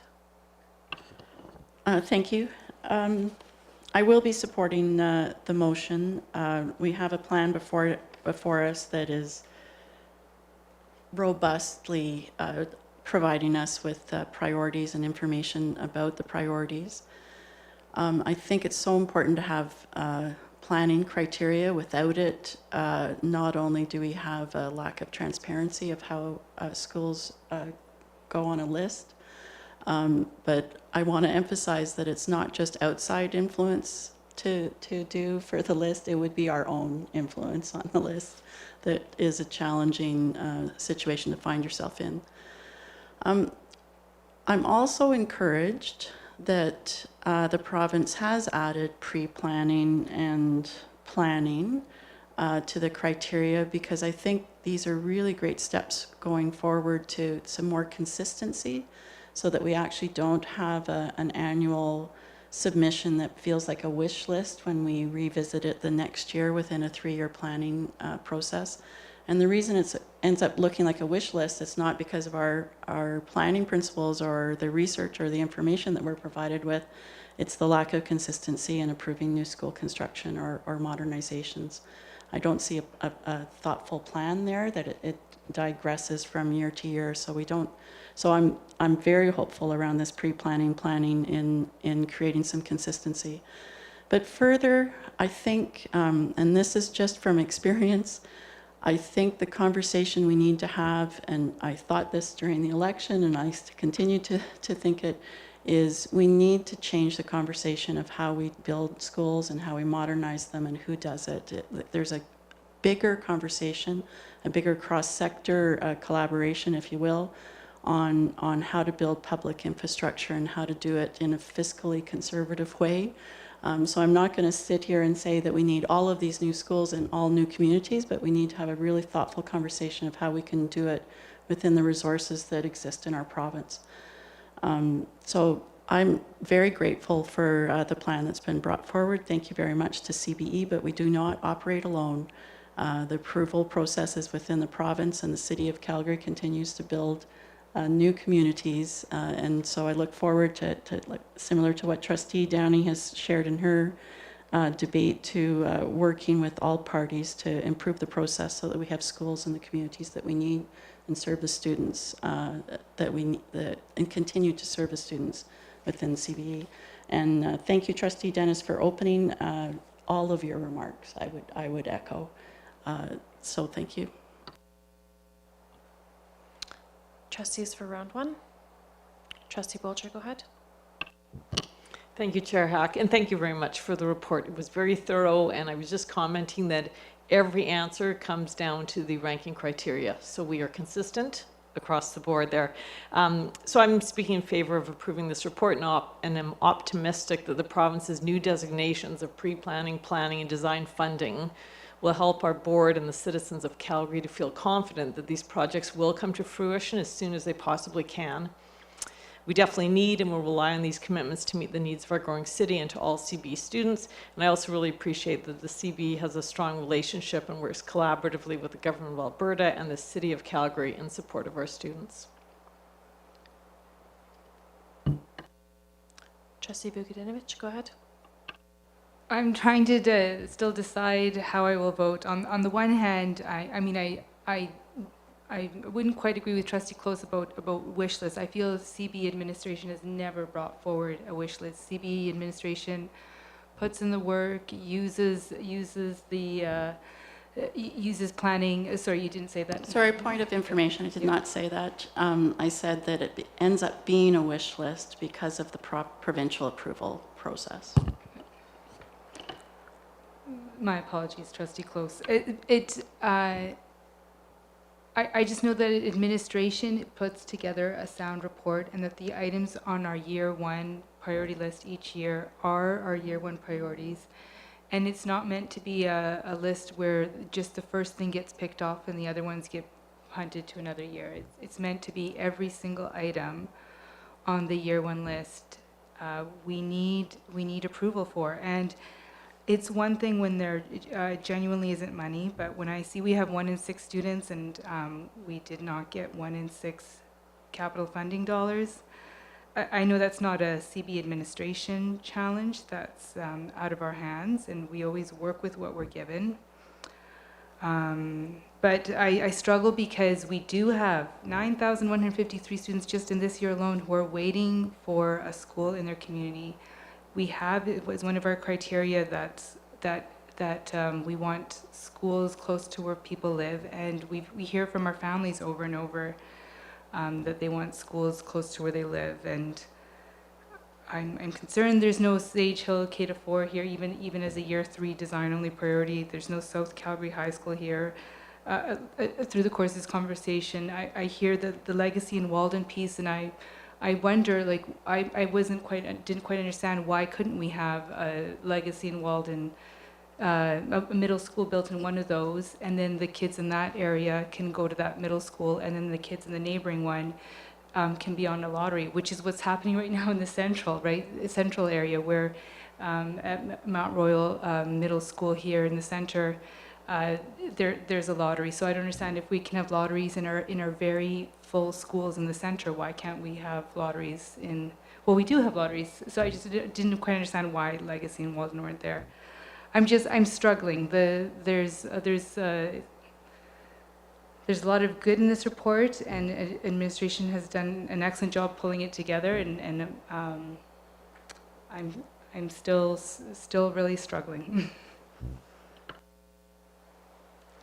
I'll enter for round 1 here. After all the questions I asked today on growing neighborhoods, planning sectors, my colleagues have asked, I'm struggling. Based on student enrollment, so where they go to school, the utilization rate, I'm going to speak just to the north sector because that's where I am, is 93%, arguably high, but on page 8-37 is where the real story is told, based on where students live. My question is and continues to be, do students get to go to schools where they live? And it doesn't look like it. The average K-12 utilization based on residency in that area is 159%. Can you imagine sending your child to school with a school that's 160% full? And I couldn't. And this is just the average. The grade 10 to 12 actual utilization based on where students live is 317% this year, only reducing to 165% over the next few years as it builds again, even with a brand new high school in Coventry opening this fall. This means that still 1/3 of the students who live in the north sector will be bused away for high school. Looking at the proposed 3-year plan, only 1 elementary and 1 middle school is being asked for on the capital plan in this area. I'm afraid this won't touch those utilization rates for elementary and middle school or high school into the future, and students won't get to attend a school anywhere near where they live. It's a swing and a miss, in my opinion. I understand that this is the board-approved criteria and that administration is only going off that criteria. And I look forward to more discussions on this with my board to ensure that we're being responsive to the needs of Calgarians, because as it stands now, it's not working. Secondly, I notice on page 8-55, there's a large enough location for a high school in Livingston in the north sector, but I know CBE will not rank it until the community has an elementary and a middle school in that order. If CBE is looking into the future and we know we're going to need it, we need to get started on that elementary now, then the middle school, as we're going to be facing utilizations in grade 10 to 12 again, increasing. I don't want to see it ever get to 317% in any area.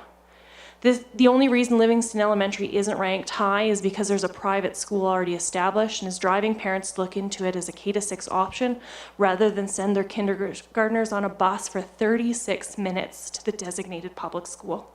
My value is the first school in any neighborhood needs to serve the common good, and that needs to be a CBE public school.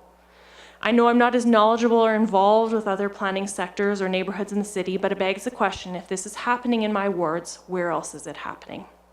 Calgary is a growing city with massively growing needs, and this plan needs to reflect that. I'm unsure of how I'm going to be voting on this capital plan because it's not a long-term solution for the needs of Calgary, and we need more schools, and we need them now. So listening and continuing to listen to my colleagues here.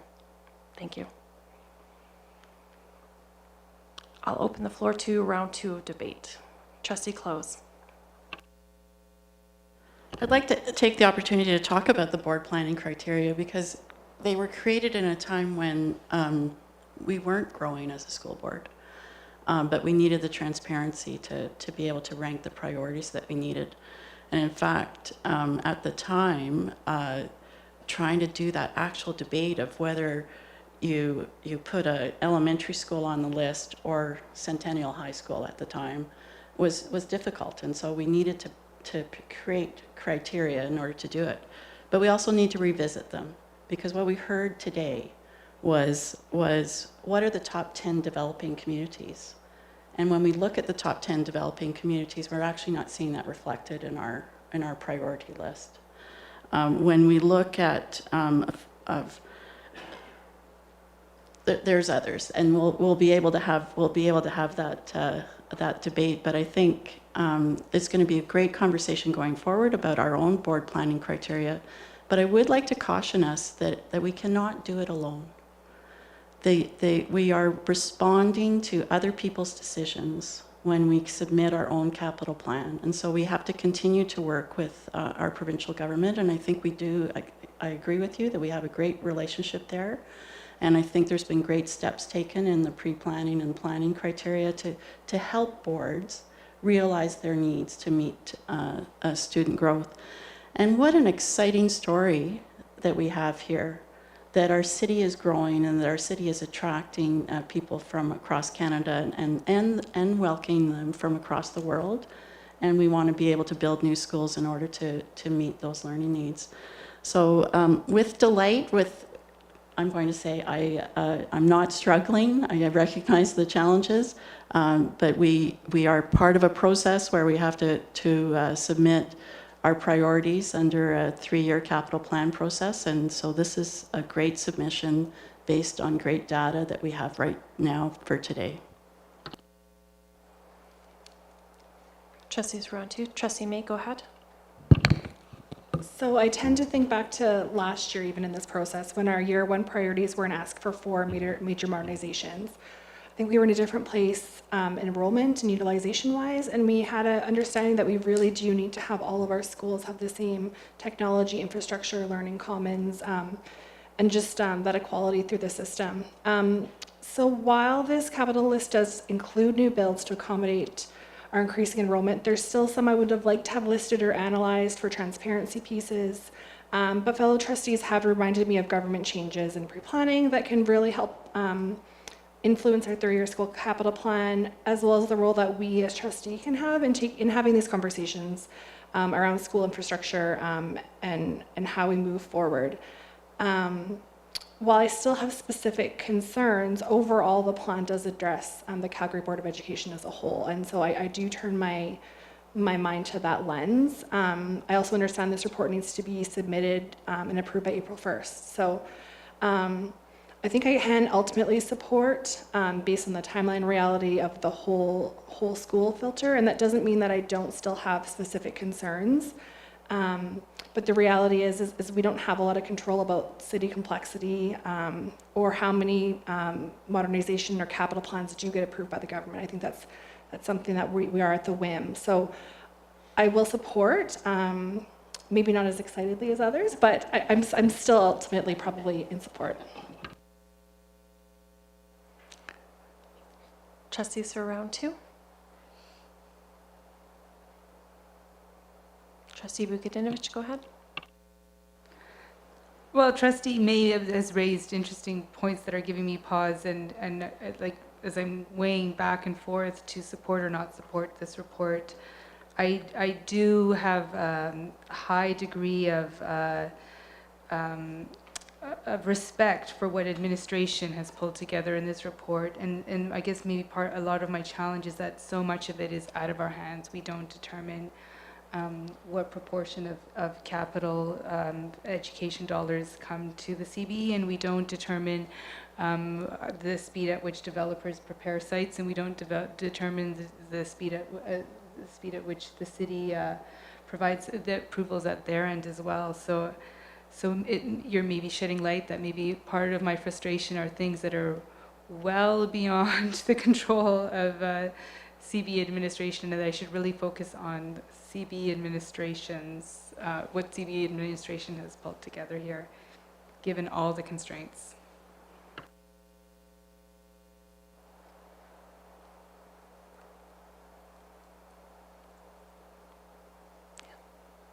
Trustees for round two.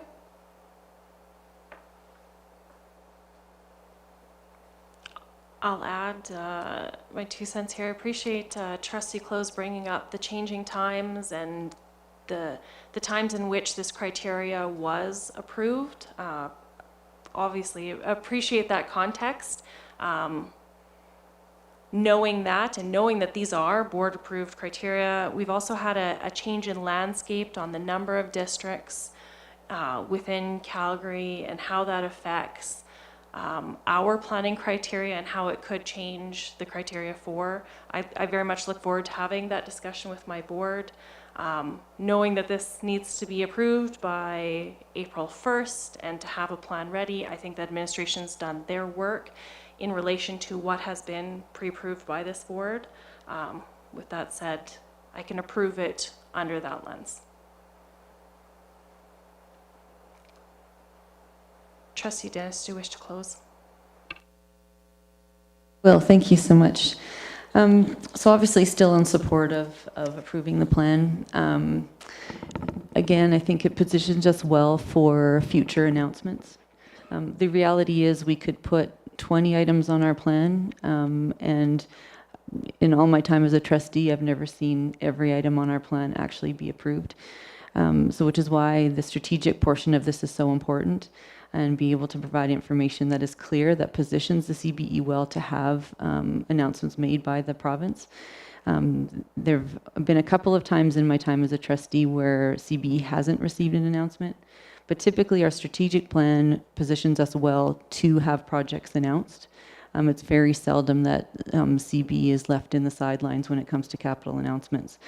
And so also appreciate the report because it clearly identifies the priorities based on the board-approved criteria, and also demonstrate that it's a fair and equitable process so that every community can have assurance that no community is being favored over any other because their trustee speaks the most eloquently or their community president is the loudest.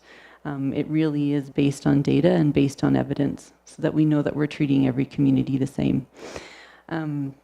We also have a responsibility to use all of our facilities and be good stewards of our facilities and the limited resources that we have. I appreciate the balanced approach in this also because we need to consider the fact that we do have schools in communities where there are not necessarily school-age children living there anymore. And every school that we open impacts another school, every single time, because the schools don't come full of kids. We pull students from other schools into the new schools. And so every school opening impacts another school, which is, and maybe we need to add that. Maybe that's a conversation we need to have about criteria, is what is the impact on other schools. So appreciate all of the comments from my colleagues. I'm in alignment with your thinking in terms of revisiting the criteria. You know, we know that those conversations have begun, and it'll be good conversations to have. But based on the criteria that the board has set out, and the plan that we see in front of us, administration certainly has rung the bell, right? They've definitely missed the mark. And we do have a plan in front of us that will position us well to the government in terms of hopefully looking forward to seeing additional announcements for the CBE. Okay. I'll call the question. Those in favor of the motion? That is Trustee May, Trustee Close, Trustee Bolger, Trustee Dennis, Trustee Downey, and Trustee Hack. And those opposed? Trustee Vukadinovich? And that motion is carried. Next on our agenda is item 8.3, the February 21st, 2023 regular board meeting minutes. This item is before the board for decision today instead of being on the consent agenda, as is our normal process, because Trustee May was absent from the reconvened February 21st meeting. Pursuant to Section N12 of the board meeting procedures, any trustee who is absent from a Board of Trustees meeting is not entitled to vote on the adoption of the minutes arising from the meeting. As a result, Trustee May will have to abstain from voting on the approval of the February 21st regular meeting minutes. Is there a trustee who wishes to bring forward a motion regarding these minutes? Trustee Close? Thank you, Chair Hack. That the Board of Trustees approves the minutes of the regular meeting held February 21st, 2023 as submitted. Any questions on the motion? The motion on the floor is that the Board of Trustees approves the minutes of the regular meeting held February 21st, 2023 as submitted. I'll call the question. Those in favor of the motion? That is carried. And Trustee May abstains. Thank you. That brings us to the consent agenda of our meeting. There were no items pulled from consent. As such, all items will be deemed to be approved with the agenda. Brings us to the conclusion of the public portion of the agenda. The board has 2 legal, 3 labor, 3 land, and 6 strategic planning matters to deal with in private. I'd like to thank all of you who joined us for this meeting. Our next public board meeting is scheduled for Tuesday, April 4th, 2023.